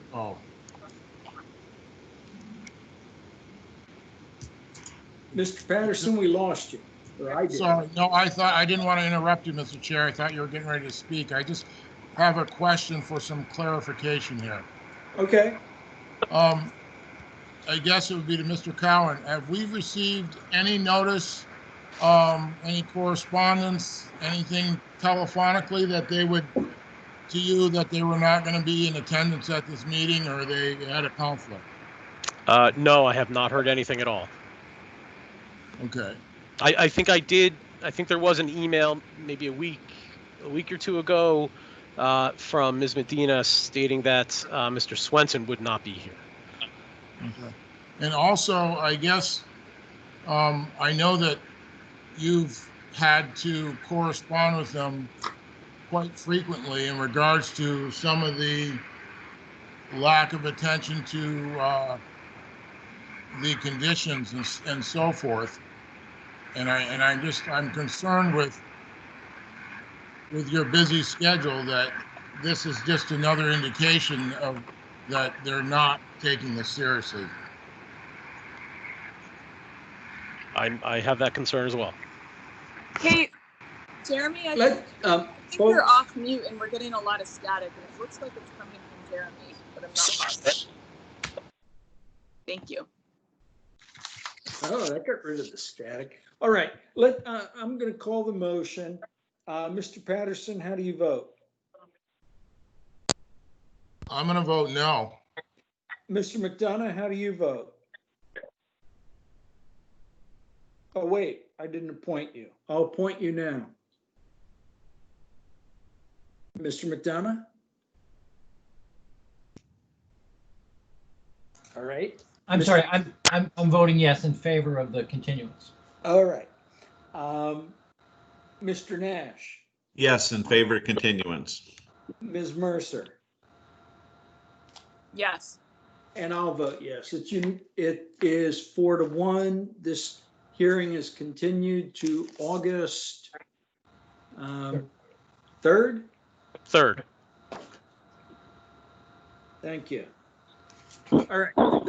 The next public hearing is in the matter of Ginny R. Harrington and Golden A. Mcentire, 8 Payne Road, tax map 84, lot 37, zoned RL1.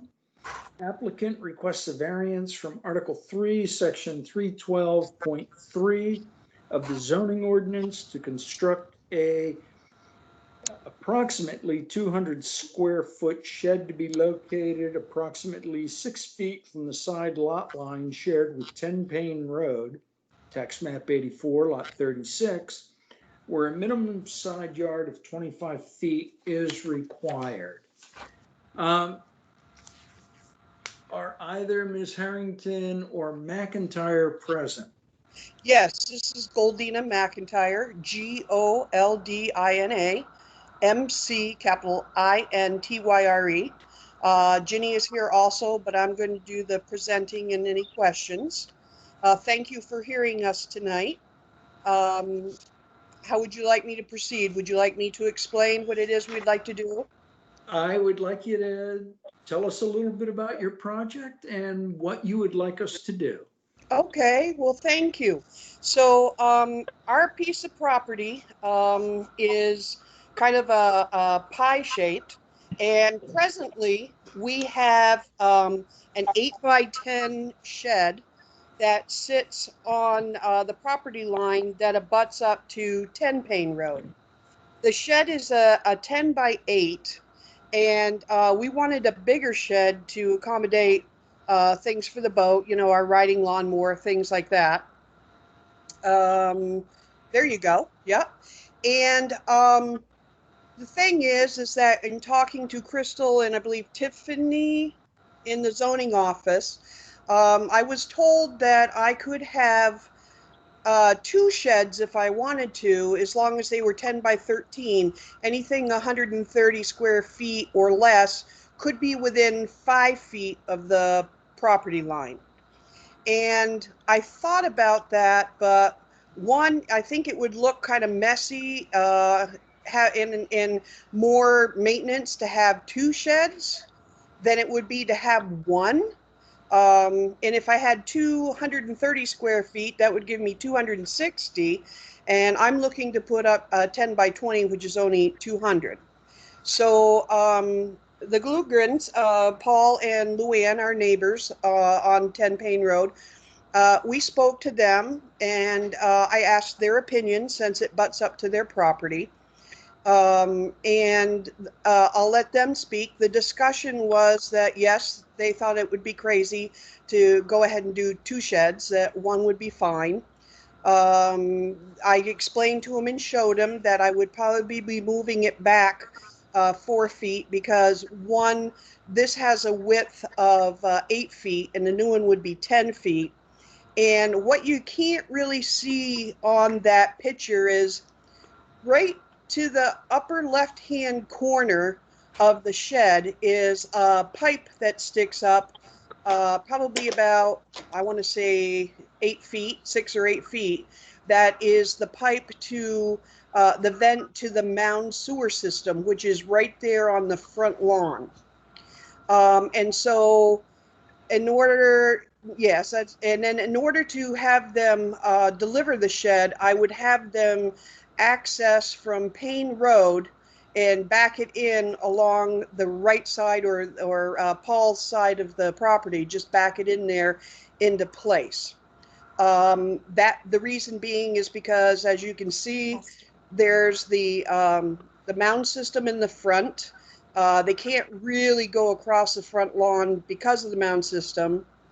The septic tank is to the right of the house, and right below that is the sump pump. And there's obviously no space to go between 6 Payne Road and our garage. The shed that's there now sits on cement blocks and decking, and we would be getting a shed from someplace like Old Hickory Buildings that would be professionally constructed. It would look nice, probably have a metal top, but it would be 10 by 20, and the 10 would be from 6 to the 10 lines, if I'm making sense, and then the 20 feet would be going from the road to the lakeside, as it shows on the map that I gave you. So if you can imagine the existing shed being pushed back 4 feet toward the Ludgrens, but staying right where it is lengthwise, and then just adding enough on it so that it heads toward the lake for a total of 20 feet. And we would put it still on either, if they wanted just the cement blocks, we'd do that. And if they wanted me to make, you know, a 10 by 20 deck for it to sit on, we could do that as well. But so we're asking permission to, since there's really no other place we can do it, and I can't really avoid, I could probably do the 2 smaller sheds, but as I said, it didn't seem like it made sense to me to put 2 sheds that would be bigger than the one I'm putting up there. Anyway, I asked for your comments and your permission and anybody's advice. Thank you, Ms. Mcentire. You're welcome, sir. Are there questions or comments? Now, for this hearing, Yes. Mr. Newlove,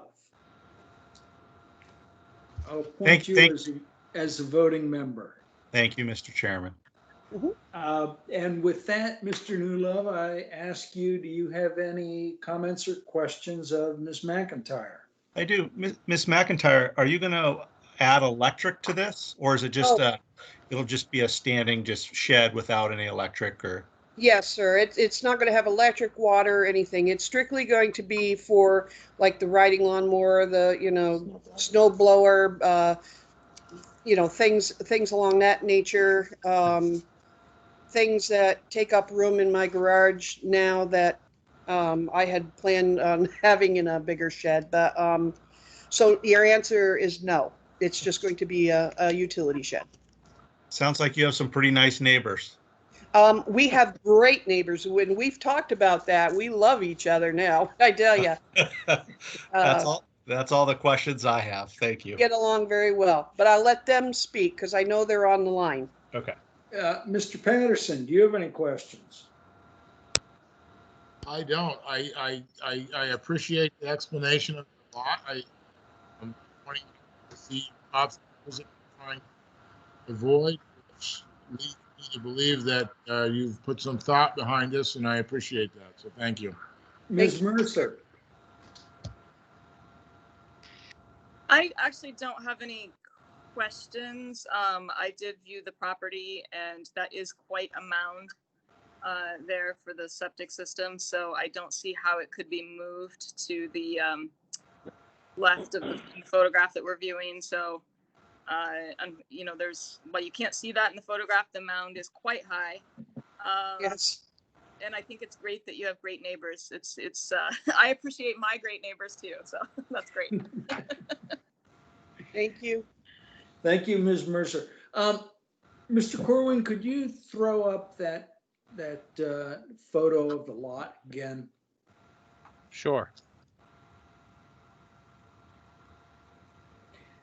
For those of you who did not have an opportunity to view the property, if you look at the from the shed going toward Payne Road, and there's two trees right in a row, I can't tell what kind of trees they are. I think they're there's a pine tree, sir, to the left, a pine tree Yeah. right across from it to the right, and then that's a utility pole that's closest to Payne Road. All right. Well, the only way onto that lot with that shed is between those trees, because the leach field for the septic system that Ms. Mercer referred to, it's got to be a 2.5 foot at least difference in elevation. So the trees that are closest, the two trees on the left closest to Payne Road are right at the base of that system. So the shed is going to come between those trees, and it just can't, there's no way it can go any further back than where the current shed is now. And it won't be going any application. Yeah, it won't be going any further toward Payne Road than it is now. It'll be actually coming 10 feet toward that bush that you can just barely see. Yeah. Okay, are there any other questions or comments from the board? Is there anybody from the public who wishes to be heard? Mr. Corwin, Mr. Corwin, can you identify anybody from the public? Ms. Mcentire said her neighbors are on the line. Yes, sir. Hello.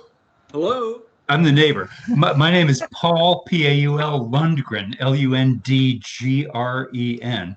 And it indicates also my wife, Lou Ann, capital Lou, capital ANNE, is here with me. I have discussed this with the neighbors. This wouldn't impact our use of the property at all. And as she described, there's really only one place the thing fits. So we don't object to this at all. Thank you, Paul. Welcome. Terrific. Is that it, Mr. Lundgren? Yes, it is. Thank you.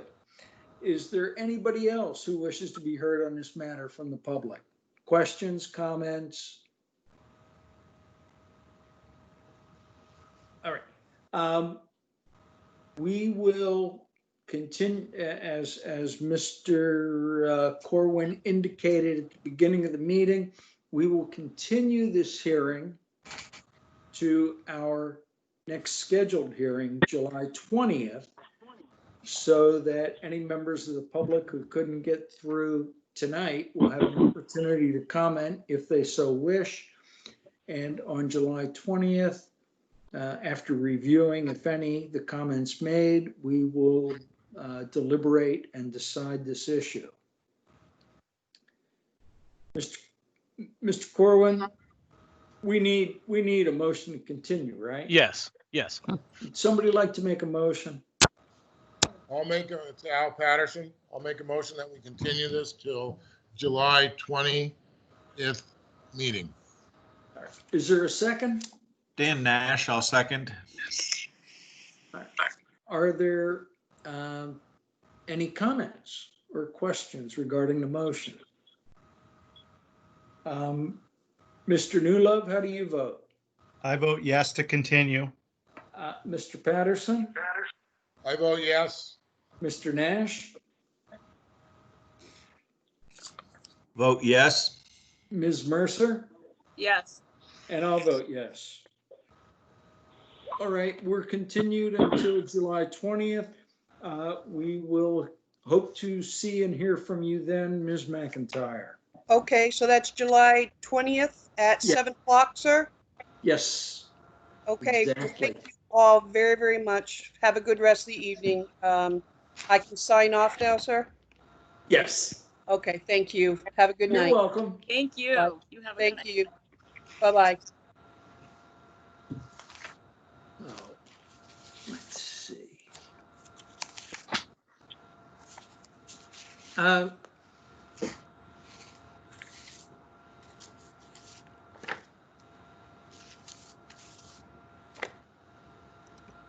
Mr. Corwin, are you there? Yes, sir. I'm looking at the 3 remaining applications 4. tonight. Yeah. 4. Yes. 4. And in my judgment, we have an hour left to go. I don't think we're going to get to all 4. I don't want to shortchange any of the applicants in terms of the amount of time they're going to have, but it would seem to me that the seal application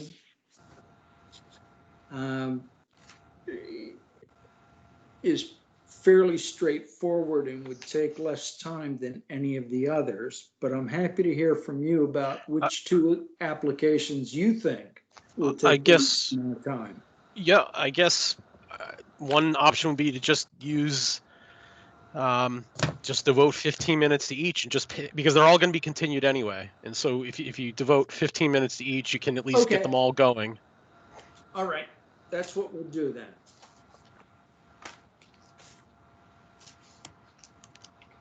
So the next item on the agenda is a public hearing in the matter of William and Laurie Rasathi, 351 Meriden Road, tax map 167, lot 16, zoned RL1. Applicant appeals an administrative decision of the zoning administrator that the variance granted on April 1st, 2019, allowing a towing business and impound yard is void. Is anybody here for the applicant? Yes, this is Nick Burke. Hopefully you can hear me. Mr. Burke, we can hear you. Great. Before you start, I need to make a couple of clarifications.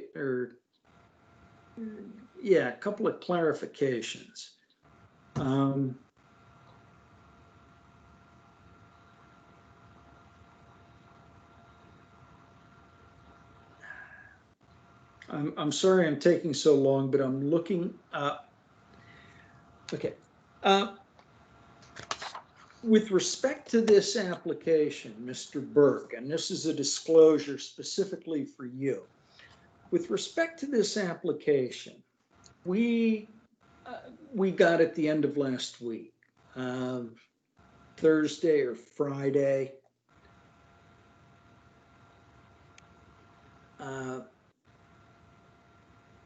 Okay, must have been Thursday. And I read through it. And after I read it, I didn't understand, or I objected to, or both, what Mr. Corwin was doing with respect to the issue of how many cars are in the impound yard.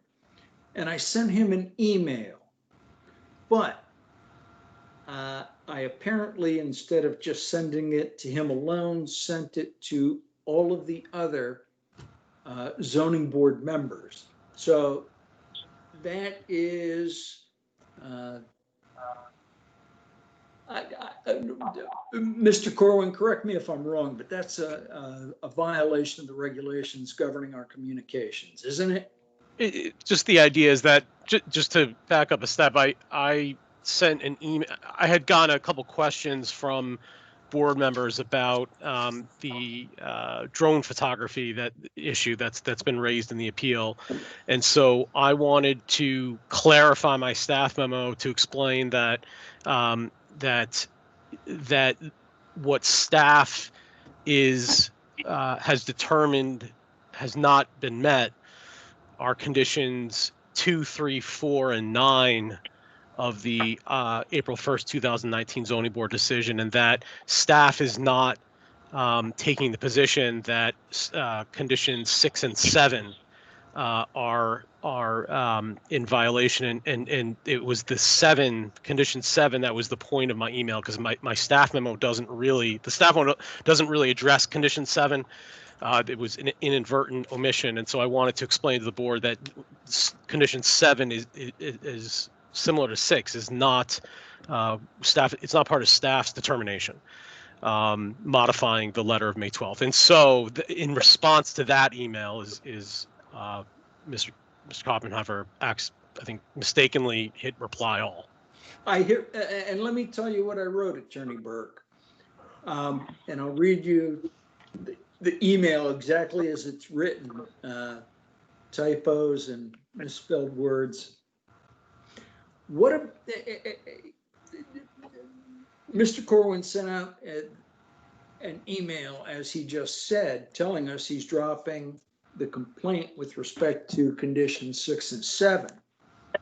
And it seemed to me, my initial reaction was, why?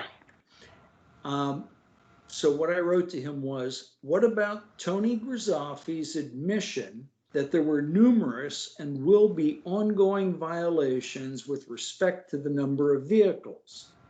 If a neighbor has evidence, why can't we use it if the neighbor will testify? So that communication went to Mr. Corwin, but it also went to all the other members of the planning board, the zoning board. But as Mr. Corwin says, the issue of how many cars are parking inside the Palisade is not an issue tonight at all. So I don't know if you want to do anything or not about that email, but I think in fairness, I owed it to you to disclose it. Okay, thank you very much. Mr. Corwin's position to you that the issue of the number of cars parked on the property was not going to be grounds for the voiding of the permit is consistent with the discussion that I had with him on May 18. If the board was going to be considering the issue of the parking, then I would request a continuance, because based upon Mr. Corwin's representations to me, I'm not prepared to deal with that today, and we certainly dispute that there has been a violation of those conditions. Attorney Burke, we're not going to deal with that issue. Is not before us tonight. And we're not going to hear evidence. Very good. In which case, we'd prefer to go forward then tonight on the issues of conditions 2, 3, 4, and 9. Well, before we go forward, there's a procedural question that needs to be answered. Mr. Corwin sent out a notice voiding the variance that was previously granted because the applicant had not complied with conditions 2, 3, 4, and 9 within the time period that they were required to comply. The planning board approved the site plan application on September 9th. And under the zoning board approval, the applicant had 180 days to comply with all of the conditions, which would take us to approximately March 9th, give or take a day or 2 or 3 on either side of that. And at that point, based on the admissions of the applicant, conditions 2, 3, 4, and 9 had not been met. And your letter, Attorney Burke, cited a number of reasons why. That winter came, that COVID struck, but I need to point out to you that at no time did the applicant make a request for more time. It was just a promise, or not even a promise. It was a statement that the applicant would comply. Governor Sununu did not issue an order basically closing down the state. I believe it was March 26th. And that was far past the deadline that your client had for complying. Articles or conditions 2, 3, and 4. And I want to get these in front of us. The site shall be fenced with an 8-foot stockade. As of March 9th, that had not happened. And in fact, it hasn't happened today. That stockade. No, that's not true. No, you're wrong on that. It has been. Attorney Burke, let me finish. The stockade that's up, it's a 6-foot stockade. It's not an 8-foot stockade. I was out there today. I measured it.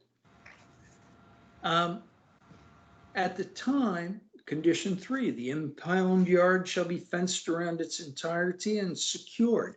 It wasn't as of March 9th. The plantings / landscaping on the north side of the fence shall be at the obscuration level, which they aren't, but let's not quibble about that. It is suggested that plantings be extended to the front / roadway property line. That was a suggestion to the planning board, and the planning board said, do it. Extend it to the property line. There is, this is just an approximation. I pasted off today, and I would guess it's between 125 and 135 feet that absolutely nothing has been done as far as landscaping goes. And then condition number 9 is all this has to be done in 180 days. And the reason I'm bringing all of this to your attention is this. When Mr. Corwin sent out this letter,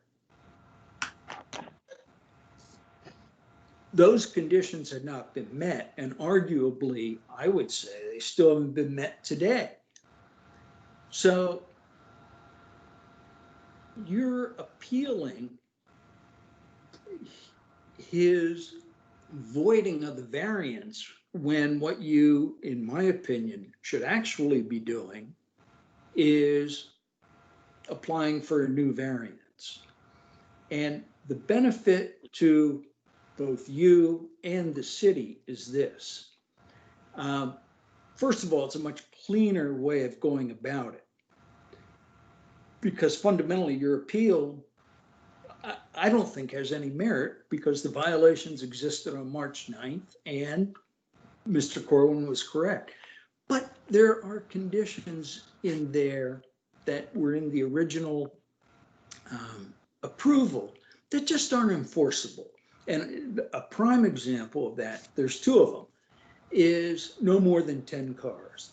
There is no way that the zoning board is going to be able to enforce that. I mean, somebody might be able to fly a drone over there, but the planning board or the zoning board is not going to fly a drone over there. No more than 3 employees. How does the city check that? The only thing the city can do is impose conditions, I would think,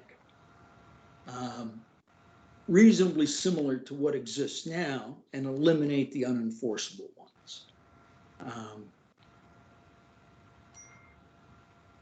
And that's what I would suggest to the zoning board happen, that we give you an opportunity to file for a new variance, that we include as part of that, that the city will not pursue an enforcement action as long as you file the application for a variance within a reasonable amount of time. I should think you'd be able to do it within 30 days, but if you want 60 or 90, that's fine.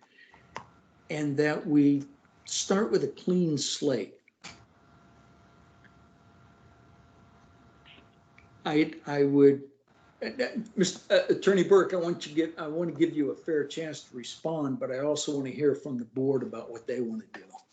Yeah, I'd be interested to hear from the other members of the board as to what the general consensus would be. Mr. Patterson. Oh, wait. Let me. I have to appoint Mr. Patterson. Hang on a sec. Mr. Katz, you were on this hearing at the time of the decision, so I'm going to appoint you. Okay. Yes, thank you. All right. So, Mr. Patterson, your thoughts? My thoughts are, I have several problems, and one of them, you brought up the drone, so I'm going to speak briefly on it. That's slippery. That's a slippery slope for that. That's a discussion that I feel is a huge invasion of someone's privacy. Mr. Rasathi placed the fences up. I've been to the property. He has one of the neater looking properties on that strip going north or south. I was there this morning. There is a gate on there. The gate is chained. The fence is taller than I am. I called Mr. Rasathi. He gave me permission to walk on his property, and I observed it. So I disagree with almost everything you said, Mr. Chair, in regards to his property and the appearance thereof. Now, there is a gap between the trees that he planted and the fence line. If you stand on his driveway and you look towards the abutter, however, the abutter has a huge greenery where you can't even see, barely, you can see his barn, but that's it. In regards to the number of vehicles, I would ask that, is there any number of vehicles placed on, a restriction placed on that in other storage yards? I don't know that we have one. If we do, I'd be interested in hearing about that. And I also think there are some extenuating circumstances. I've lost a daughter suddenly who's passed, and Mr. Rasathi lost his daughter in February, therefore creating an extenuating circumstance where I don't think that he was probably all that worried about communicating with the city. He was trying to take care of some personal issues, or I certainly hope he was. And also as a professional in the planting business, you can't plant trees in the winter. It just doesn't happen. And those trees, you know, granted, they don't provide a lot of coverage, but they're usually planted 3 feet on center. So, you know, there's a lot of issues here that I think have been met. The property as it sits right now today, as of 7:20 this morning, looks very nice. And matter of fact, like I said, I'll reiterate, it looks better than most of the properties out that road in either direction. So I think they've met this. And I think that one of the things I would suggest is that we remove any condition that has a number of vehicles in the impound yard. I mean, the only way to be able to see those vehicles was to invade someone's privacy and fly a drone over there. So otherwise, that would have not been noticed. So I have an issue with several things, but for now, I'll pause for somebody else. Thank you. Mr. Katz, your thoughts? So, well, I'm probably going to say a few things that come a little bit out of left field here on this. First of all, I'm not sure that I understand how the zoning board can agree not to enforce anything, because I don't think we're in the enforcement business. And second of all, I'm not entirely sure that we have subject matter jurisdiction over this administrative appeal, because I think Mr. Corwin was engaged in enforcement when he made his... Mr. Katz, you are not coming across very clearly, possibly speaking too close to the microphone. Oh, is this better? Can you hear me now? You've got a lot of static, Jeremy. So I think if it helps, what I'll do is I'll call in on the phone to talk. So please go to someone next, and I'll come back. Okay, Mr. Nash. One of the big things when we're looking at this use that wasn't allowed in this zone was the landscaping. I can understand at March or April when the letter was issued saying it was in violation. I can understand the trees not being planted then, but for them to not be planted now is no excuse. ICV, a large project I'm working for, has done all their landscaping in compliance with getting a CO. So planting can be done. What I see is a lack of good faith. I'm not sure how best to proceed with it, but I think by now the planting and the fencing were two things that were critical. If the number of vehicles in the impound yard can't be enforced, I could concede on that point. But the other ones, I don't see any excuse for the delay. Ms. Mercer? Yeah, I'm not really interested in starting over on this one. It took a long time to get to the point of finding something that I thought satisfied the concerns and allowed Mr. Rasathi to continue to operate his business. I think the extenuating circumstances should be taken into consideration. I agree with Mr. Patterson. While I don't know, Mr. Burke's letter cites COVID as a factor. I don't know if a towing business was considered a essential business. I would assume it was, so I would assume they were not ordered to shut down, but that would be good information to have. But the fact of the matter is he did lose his daughter and unborn grandchildren in February, just before everything was due for this. You can't plant trees in the winter. They didn't receive the planning board notice of action until November 5th, according to Attorney Burke's letter. So they couldn't have planted trees until probably April or May anyway, or complied with those requirements that might have required digging. And since it was brought up, I know we're not considering the drone photography, but I do want to make a statement that I have been a victim of that kind of surveillance of my property, and I find it extremely invasive and disturbing that the neighbor would do something like that and invade somebody's property in such a way. So I would like to find another means than starting from a clean slate. I don't think that's appropriate in this case. Mr. Katz, are you back? I'm back. Is this better? Better. Okay. So sorry about that. The comment I was going to make before, and it's probably a little bit out of left field from both sides of this, but first of all, I don't see how we as a board have the ability to decide whether or not the city is going to be enforcing its ordinance and putting enforcement on hold. I don't know if that's really what we're supposed to be doing here. And additionally, what I see, regardless of good reason or bad reason or anything else, is that I see that Mr. Corwin took a variance, which was issued by the board, and applied it to what appeared to be, at the time, whether by good excuse or not, the facts that there were. And I'm not even entirely sure that what the appeal is, because I'm not sure what the alleged error is that Mr. Corwin made. You know, I don't see a claim that he misconstrued the facts or misapplied the ordinance.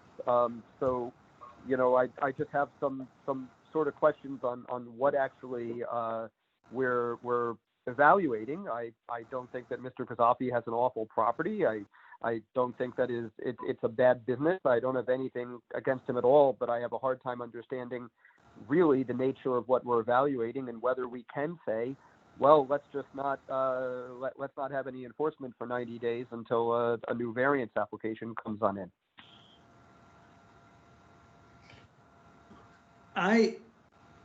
Thank you, Mr. Katz.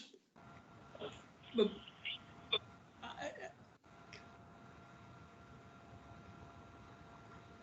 I see this as a case where the board wants to give Mr. Rasathi a variance. But I also see this as a case where Mr. Rasathi has continually thwarted the board. And it's not just with building a 6-foot fence or putting in a third of the landscaping, but recall back when, you know, there were setback issues with additions to the building. I want to have something in place that the zoning administrator can enforce. And if Mr. Corwin says, I have no way of checking if there's 10 vehicles in there or 20 vehicles, then that's a condition, however much we want it, we shouldn't have. And if he says, I have no way of checking whether there's 3 employees there or 50, again, how do we check that? On the other hand, there is still landscaping to be done. The fence is not tall enough, and that needs to be addressed because we can't ignore it. That's a ruling we made, and we either enforce it or we all fold our tents and go home. And so I would propose at this point, well, we can proceed a couple of different ways, but I think the most expeditious way is for someone to make a motion to deny the appeal and also include as part of the motion that no enforcement action will take place for the violations pending the filing of a variance request within a reasonable amount of time.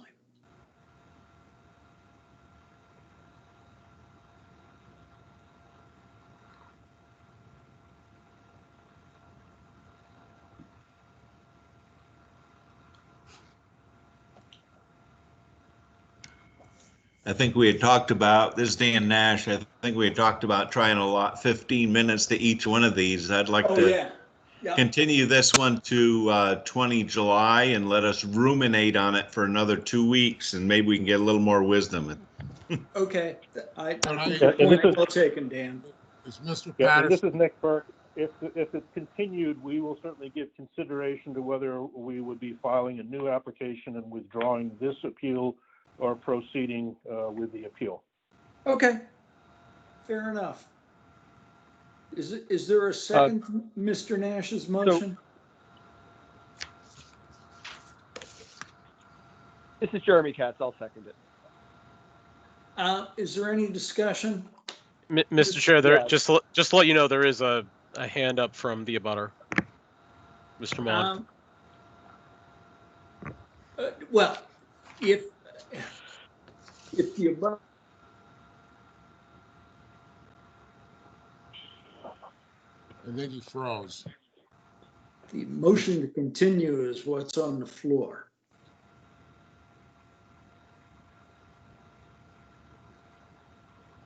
I'm going to take that as a negative. Well, you cut out, Mr. Copenhaver.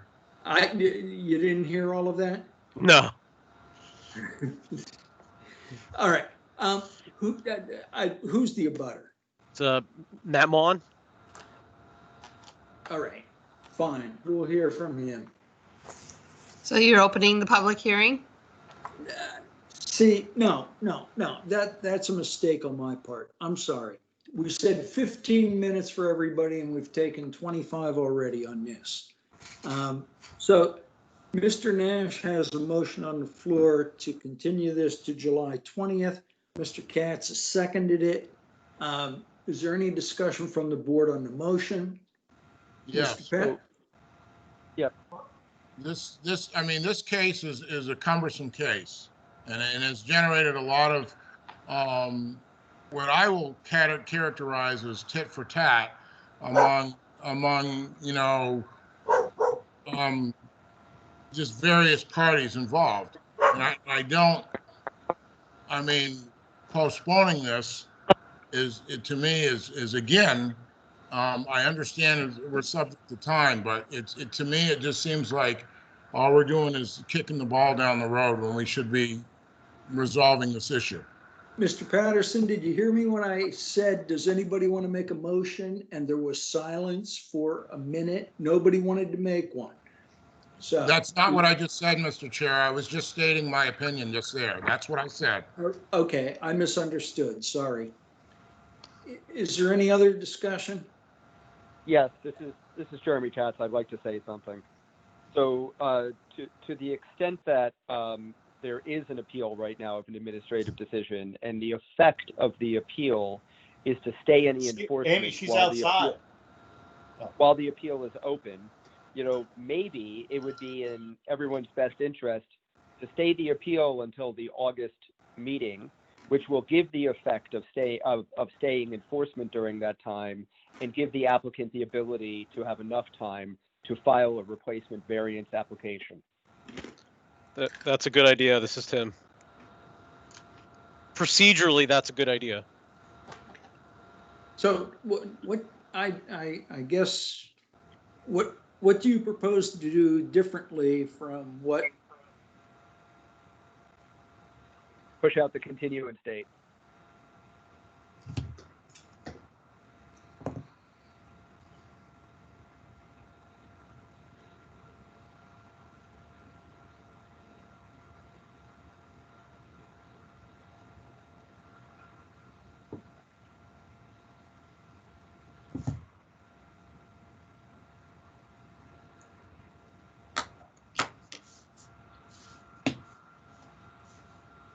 I think Bill's frozen again. Yes.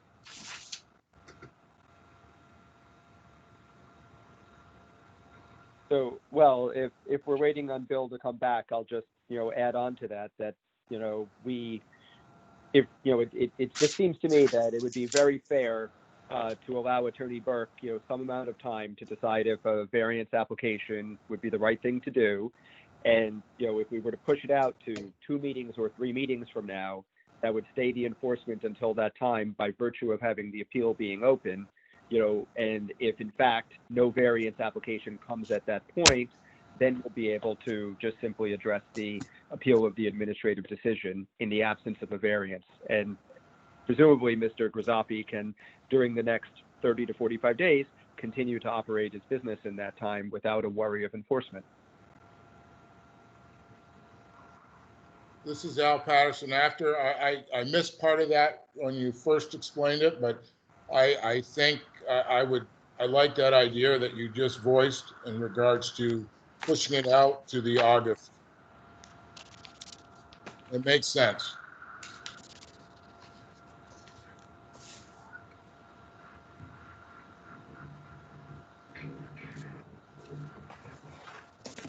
Chair Koppenheffer, did you get all that? I got all of that. Yes. So I think it's up to whoever made the motion originally, right? They want to change it. Yes. All right, Dan, you made the motion originally. I would not be opposed to bumping it out to 3 August, but I would just want to continue it. And that Okay. just stays all the action anyway, so. Right. Mr. Patterson, how do you vote? I vote yes. Mr. Katz? One more. I vote It's yes. Linda again. Does Mr. Katz agree with seconding the change? Yes, Thank you. and yes on the vote. Mr. Nash? Vote yes. Ms. Mercer? I vote yes. And I vote yes. Thank you, Attorney Burke, and we will talk to you on the 20th. Or, I'm sorry, on the 3rd. On the 3rd of August. Right. Right. Okay, thank you very much. The next hearing on our agenda is 1 Mechanic Street LLC, 1 Mechanic Street, tax map 91, lot 264, zoned LD. The applicant requests a variance from section 607.3A of the zoning ordinance to eliminate the requirement that a portion of the street level story of the existing building shall be reserved for non-residential use. It's now 9:30 and we have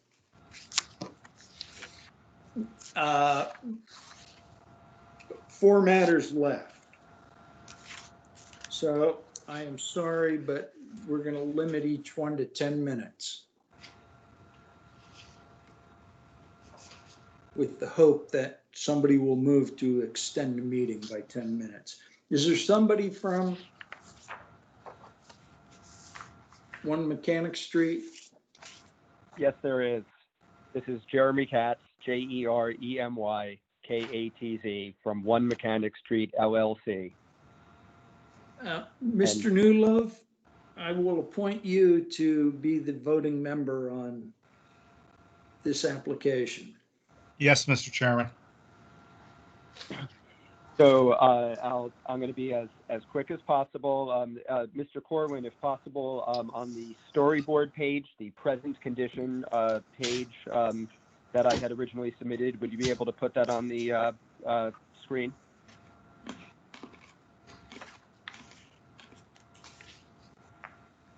Sorry, Jeremy, the storyboard, was it in the packet?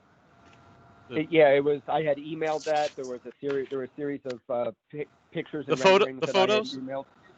Yeah. There was photos, and then there was a Studio Nexus 2-page. There's a present and then proposed. Yep. Hold on one second. So, I'll just start talking while you're looking Yep. for it to keep this moving along. So 1 Mechanic Street, it's people used to call it the Napa Building. It's at the corner of Foundry Street, Mechanic Street, right around where the multi-point intersection is. And 1 Mechanic Street, my company acquired that property 1 year and 1 week ago. At the point that the property was acquired, it was in the CBD district, and the CBD district had a slightly wider array of allowed uses at the time. And Tim, this is the site plan. That's just the picture of the building as it is right now. It's what I'm looking for. Okay, hold on one second. It was in a separate email. Hold on. So essentially, the property was a office building. Originally, it was a gas station, and yeah, you want to be up front on it. That's the back of the property. Yeah. So anyway, I'll just keep talking because it's going to be continued anyway. So it's okay, no problem. So essentially, the property had a wide array of allowable uses.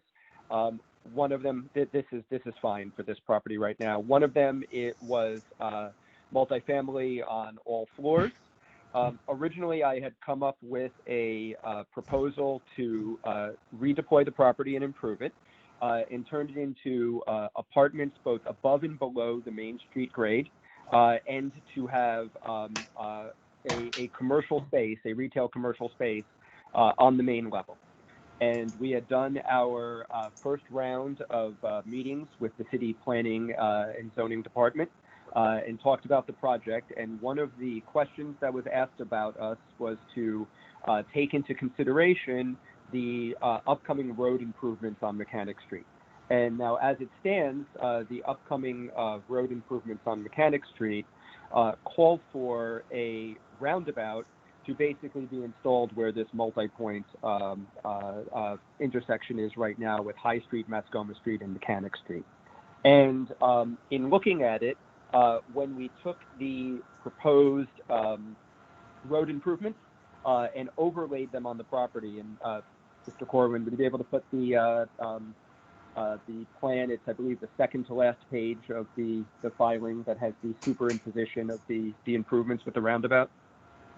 So hopefully, while we find that, essentially, what is happening is that the proposed roundabout, besides being a little inconclusive about whether or when it's going to happen, as well as the extent to which it's going to take land, is going to cause a series of temporary and permanent takings on the property.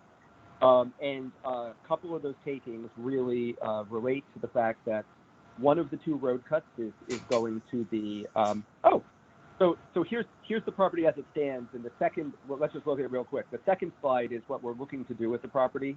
Tim, can you move to the second slide on that? So we're trying to make something really nice as a gateway entry building into the downtown Lebanon area. Okay, and as you can see here, what you have here is the rendering that we were looking to present to city planning and zoning. And what you see is the first floor is a commercial level first floor that could be, restaurant or office or medical or something that really is a non-residential use. When we looked at what the rotary roundabout was going to create, what it was going to create was a severe diminution of that use, where if you look at this picture, where the street side entry is on the side door there on Mechanic Street from the sidewalk, that space is actually planned to be regraded and is going to now be several feet above the street and is not going to be an entrance that is going to be usable. A good amount of that street level parking lot is going to be taken away by new sidewalk and by road deployment. And additionally, and I see that we're looking, this is the slide. So what you can see is right here on the Mechanic Street side of the building, that large sort of cloud area is an area that's going to be impacted with the city occupation of the right-of-way as well as one of the road cuts disappearing. And then at the top, where more information is needed about a retaining wall with the arrow up top, what they're going to have there is there's going to be a retaining wall and essentially a change in grade so that there's not really going to be pedestrian access there. And when this is all said and done, the viability of the first floor retail space goes away. It wasn't something we really signed up for. The building is worth a lot more if it's commercial on the first floor, as we originally intended. But as we're working with city planning and zoning, and as we're looking at trying to get tenants to come into the building, we're finding that the likelihood that there's not going to be much of a parking lot, there's not going to be two road cuts, and there's going to be a tremendous amount of construction for a very long time, really makes it that commercial space is either highly likely to be possible or completely impossible as a result of the roundabout. So we're asking for a variance, which will allow the entire property, instead of all the property but 1,000 square feet at street level, we'd like the entire property to be allowed for a residential use. And that variance will allow us to essentially take that very limited area of parking that is going to be left after the taking on the street level of Mechanic Street and make ADA apartments there, which will be required as part of the construction. and to then enjoy the rest of the building by redeploying it as a residential use. So that's what I have. There's a lot of photographs. Not all of them made the original package, so I know that we're allowed, like next time around, we can take a bigger look at it.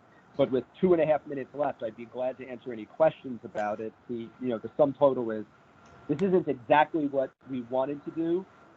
It's not our dream to turn this into all residential, but between the Rotary as well as the Lebanon downtown district being created, which was created 7 months after we bought the building, and we had no idea about with this requirement at the time, it's really the best thing that we can do with the building. And it's hard for me to think of a sort of differentiating factor or a unique hardship that's more than the city has a $24 million project to take your land, in large part to redesign a roadway.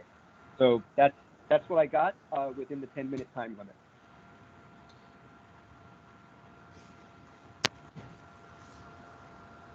Can I ask, Mr. Chairman, this is Dave Newlove. Can I ask a quick question of Mr. Katz?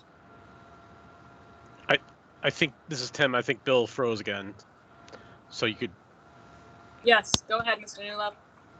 Mr. Katz, when it turns into all residential, where are all these people going to park? Are they going to park off of Foundry Street?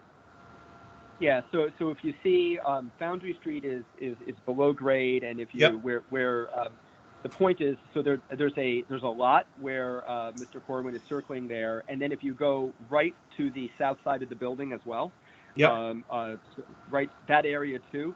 So there are there's substantial, there's more, although there's not a specific parking requirement in the Lebanon downtown zone. Right. If the requirement in the downtown zone was identical to other zones, there would be that amount of parking. The only difference would be that we would seek to put the ADA units sort of on the main street level, so that people who might be in wheelchairs would be able to theoretically access the sidewalks and at grade access to the rest of the town. Thank you very much. Sure. Are there other questions from board members? It's Al Patterson. I just had a quick question. So you're asking for the variance because of the construction. I'm just curious how you think that differs from all the other buildings on that street that could, I guess, essentially ask for the very same thing for the same reason. Oh, absolutely. It's a great question. And the difference is that the other buildings on the same street, but for the one High Street building, do not have a taking happening. Like we are actually losing a large portion of our access and a good amount of property by virtue of this construction. So if you look at Dairy Twirl or the old clean laundromat that's I think at 40 or so or 45 Mechanic Street, they might be inconvenienced by the fact that there's going to be construction going on, like we all would be. But when that construction is over, they have a road and they have their road cut, and their 2 road cuts that they've had are there. When this construction is over, there's a permanent occupancy of that road that has been changed, that is now on what used to be my property, and so that is completely different and unique to this property, and not shared by the other properties on Mechanic Street. Mr. Katz, the 10 minutes is up, and we're going to have to cut you off at this point. This is Dan Nash. I'll make a motion to continue to 20 July. Is there a second? I'll second. Dave Newlove seconds it. Go ahead. I do have a question, Mr. Chair. Do we need to open the public hearing so that people can make comment between now and the next meeting, or does that not happen until the next meeting? Mr. Corwin, I'll bow to you. Yeah, no, I think we've kind of been losing sight of it a little bit. I think the public hearing needs to be open as soon as the chair is done reading the notice into the record. That's when the public hearing should be opened. That's what I said. The next item on the agenda is a public hearing in. Right. Okay. Yeah. Yep. All right. Mr. McDonough, how do you vote? To continue this, I'm in favor of that. I was not appointed to vote on this particular. Oh, who did I appoint? Mr. Newlove? Excuse me, it's Linda. I missed who seconded the motion. Sorry. Dave Newlove seconded the motion. All right. Mr. Newlove, Yes, how do you sir. vote? I vote yes to continue. Mr. Patterson, I vote yes. Mr. Nash, I vote yes. Ms. Mercer, Yes. and I vote yes. It's unanimous. The next item on the agenda is Perry and Jill Seal, 52 Maple Street, tax map 73, lot 64, zoned R3. Applicants request a special exception pursuant to Article 3, Section 310.2 of the zoning ordinance to convert an existing one-family dwelling to a two-family dwelling. Is there anybody here representing the applicants? Yes, this is Perry Seal. Good evening, Mr. Seal. You Hi. have a little bit less than 10 minutes to tell us something about your project and what you would like us to do. Sure. I am specifically looking for a special exception to convert from a one-family to a two-family. The house is on the corner of Dena and Maple Street. It's the large bluish gray house that sits on the corner. And by way of history, you'll also note that in 2009, I requested this same special exception.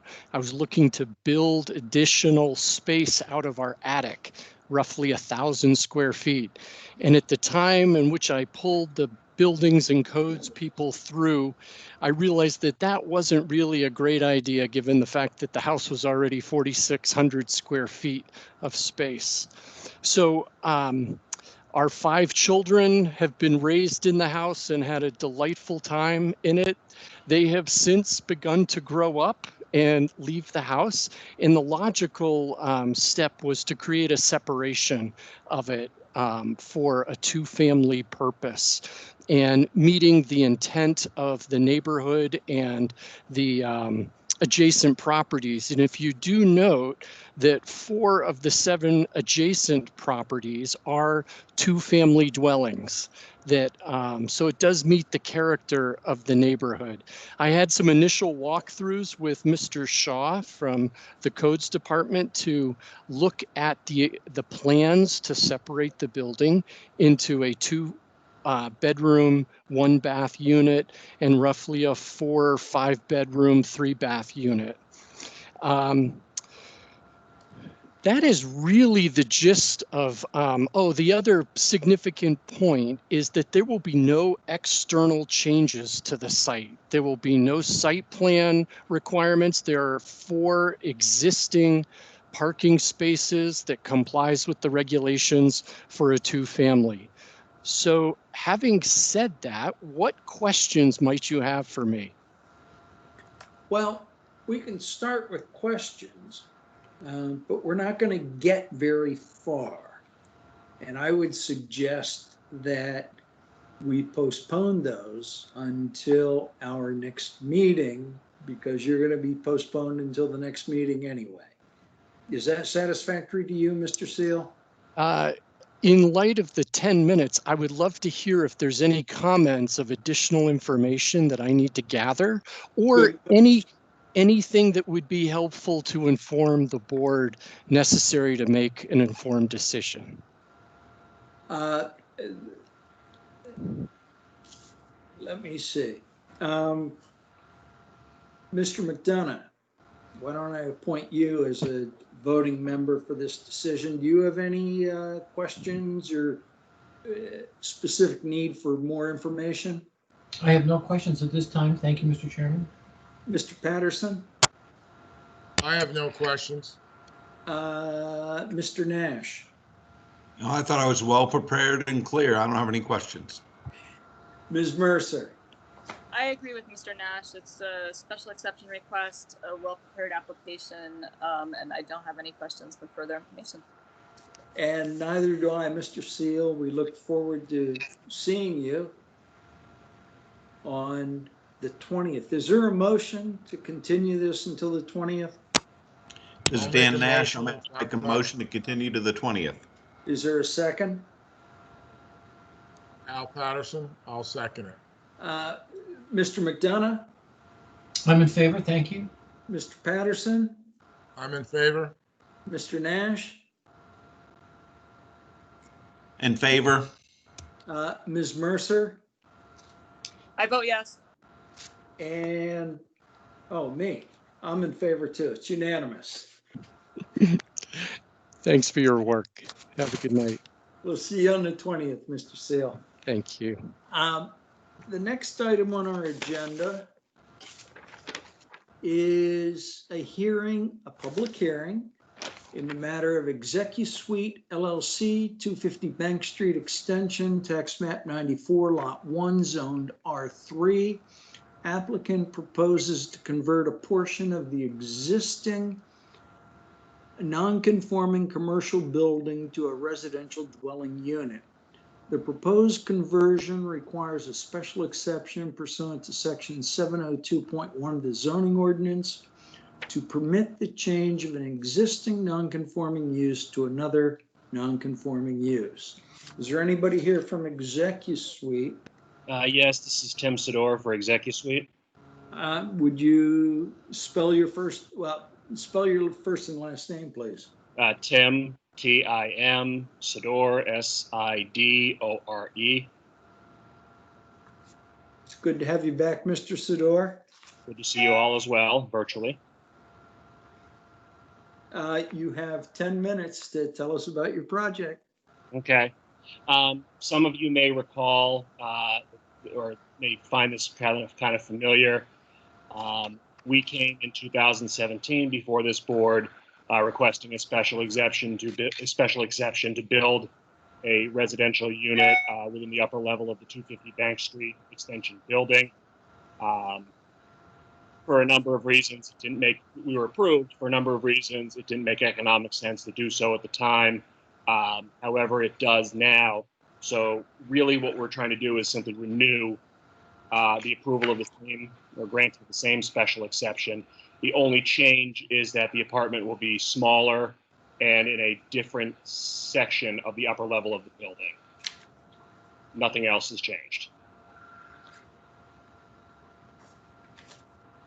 That's really all I have. All right, then let me ask the board the same question we asked after the last applicant. Does anybody, having reviewed the application, does anybody require more information or have questions for Mr. Sidor at this time?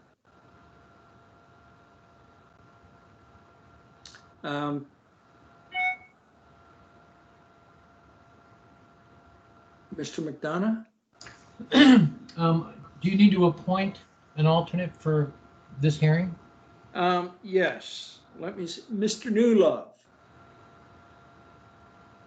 Yes, sir. I will appoint you. Okay.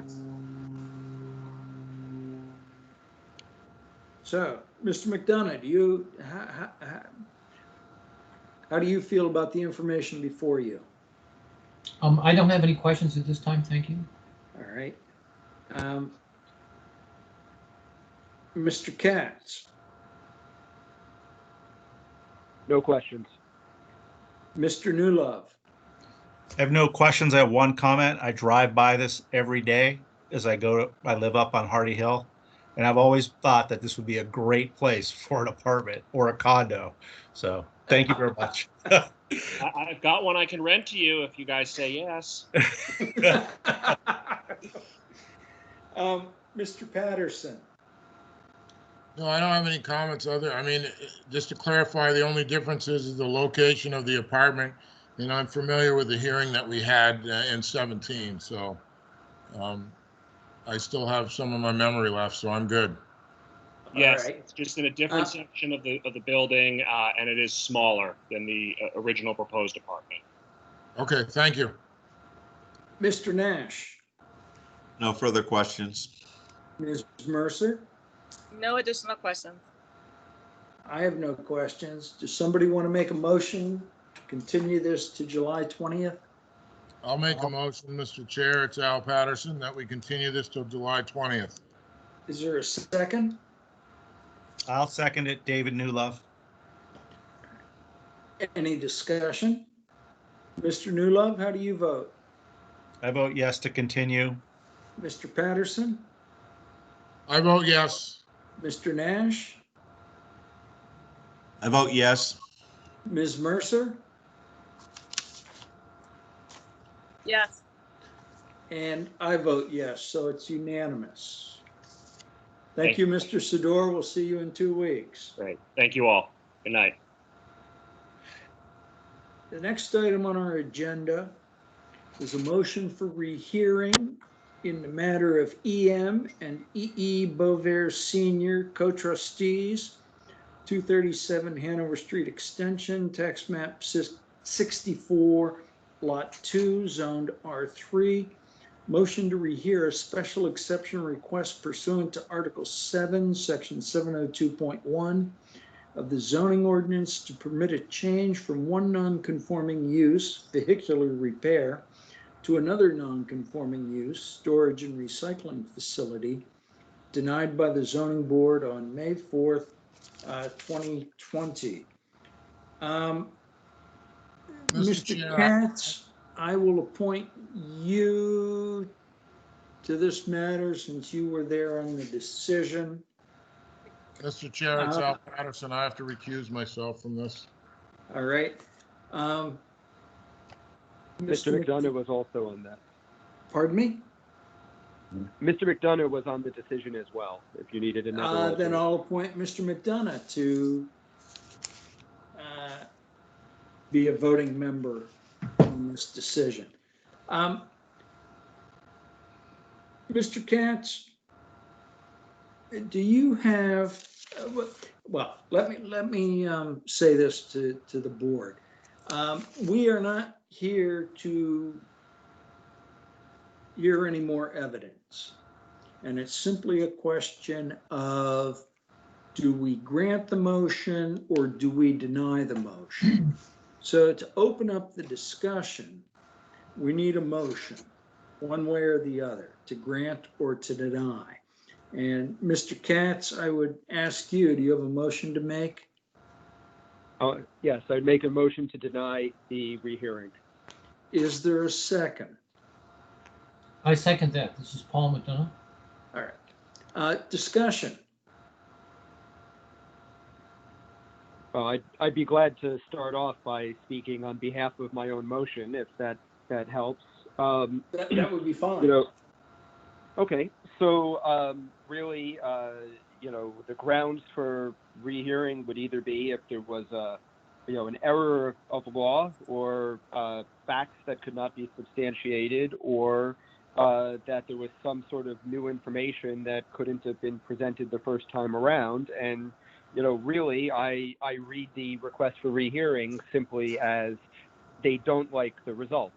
You know, granted, I mean, look, I just made a application to the board earlier, and you know, being told no is a result I probably wouldn't like either. But when I look at the special exception, there were many conditions that had to be met in order to receive the special exception, and even if we were to assume some of the Mr. Atwood's claims are true, which I disagree with, there are still requirements of the special exception, you know, that aren't met.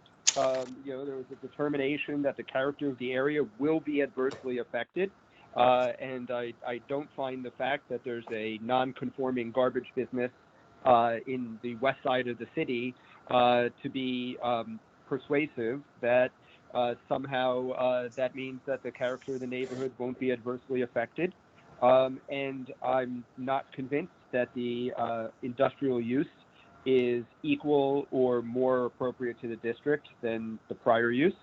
And the examples of other uses that are nearby are all very much distinguishable because, by and large, they're in another district. The Comcast building and the Willowbrook office building are both in the RO district. They're not in the R3. The recently approved apartment complex for Lebanon Housing Authority is in the RO1 district, which is not the R3. In reading the discussion about the school with the high school and the buses at high school, what I would note about that is that a public education facility is explicitly permitted by right in the R3 district. So the fact that the neighbors might not like having a school, or maybe they like it, or who knows, is still immaterial to this issue, because that is permitted by matter of right, whereas an industrial use isn't.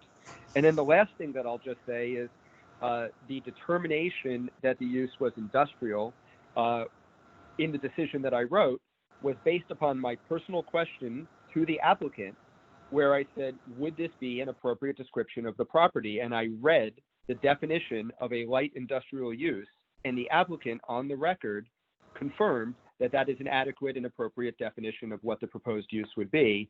So I really don't see how Attorney Atwood can claim that the use is not light industrial when that was the applicant's own testimony. And so I'm glad to speak more, but that's my opinion on this. Are there any other comments from any of the other board members? Mr. Newlove? Mr. Nash? I was on the dissenting side, but I don't think I should use this as an opportunity just to open it up again. I think that when we make a decision, the members thoroughly go through the facts, and we debated this one very thoroughly. And while I didn't agree, I can't disagree or see that the board made an error in their decision. So I would have to support denying a rehearing. Mr. McDonough? Thank you, Mr. Chair. I thought the board, in this particular hearing, I think they went out of their way to listen carefully to Mr. Boger and all his points. I think they understood that he was a valued member of the community, and they were trying to find ways where this could be approved, but that did not, he did not get the desired result. But for him to take, I think their position that this is an unreasonable and unlawful decision in the denial is something I disagree with, and I think the appeal should be denied. Mr. Newlove? I agree that we should deny their appeal, and I think that I was there for the hearings, and I think we did a very thorough job, and I see no reason for us to change what we have voted on. Mr. Patterson? Although I'm not voting on this because I recused myself from the. Right. Yeah, Sorry. so I'm not going to comment. Okay. Mr. Nash? I already commented. Sorry. Ms. Mercer? I'll be in the minority. I actually agree with the applicants, and I think the board could have done a much better job. So I support a rehearing. Am I cut off? I don't support a rehearing. I don't support a rehearing. So, any other comments? Mr. McDonough, how do you vote? I'm not in. I vote to deny a rehearing. Mr. Patterson? I'm not voting on this. Oh, right. I'm sorry. I'm totally confused. Mr. Katz? I vote to deny. Mr. Nash? Vote to deny. Ms. Mercer? Vote to approve. And my vote is to deny. The motion is denied 4-1.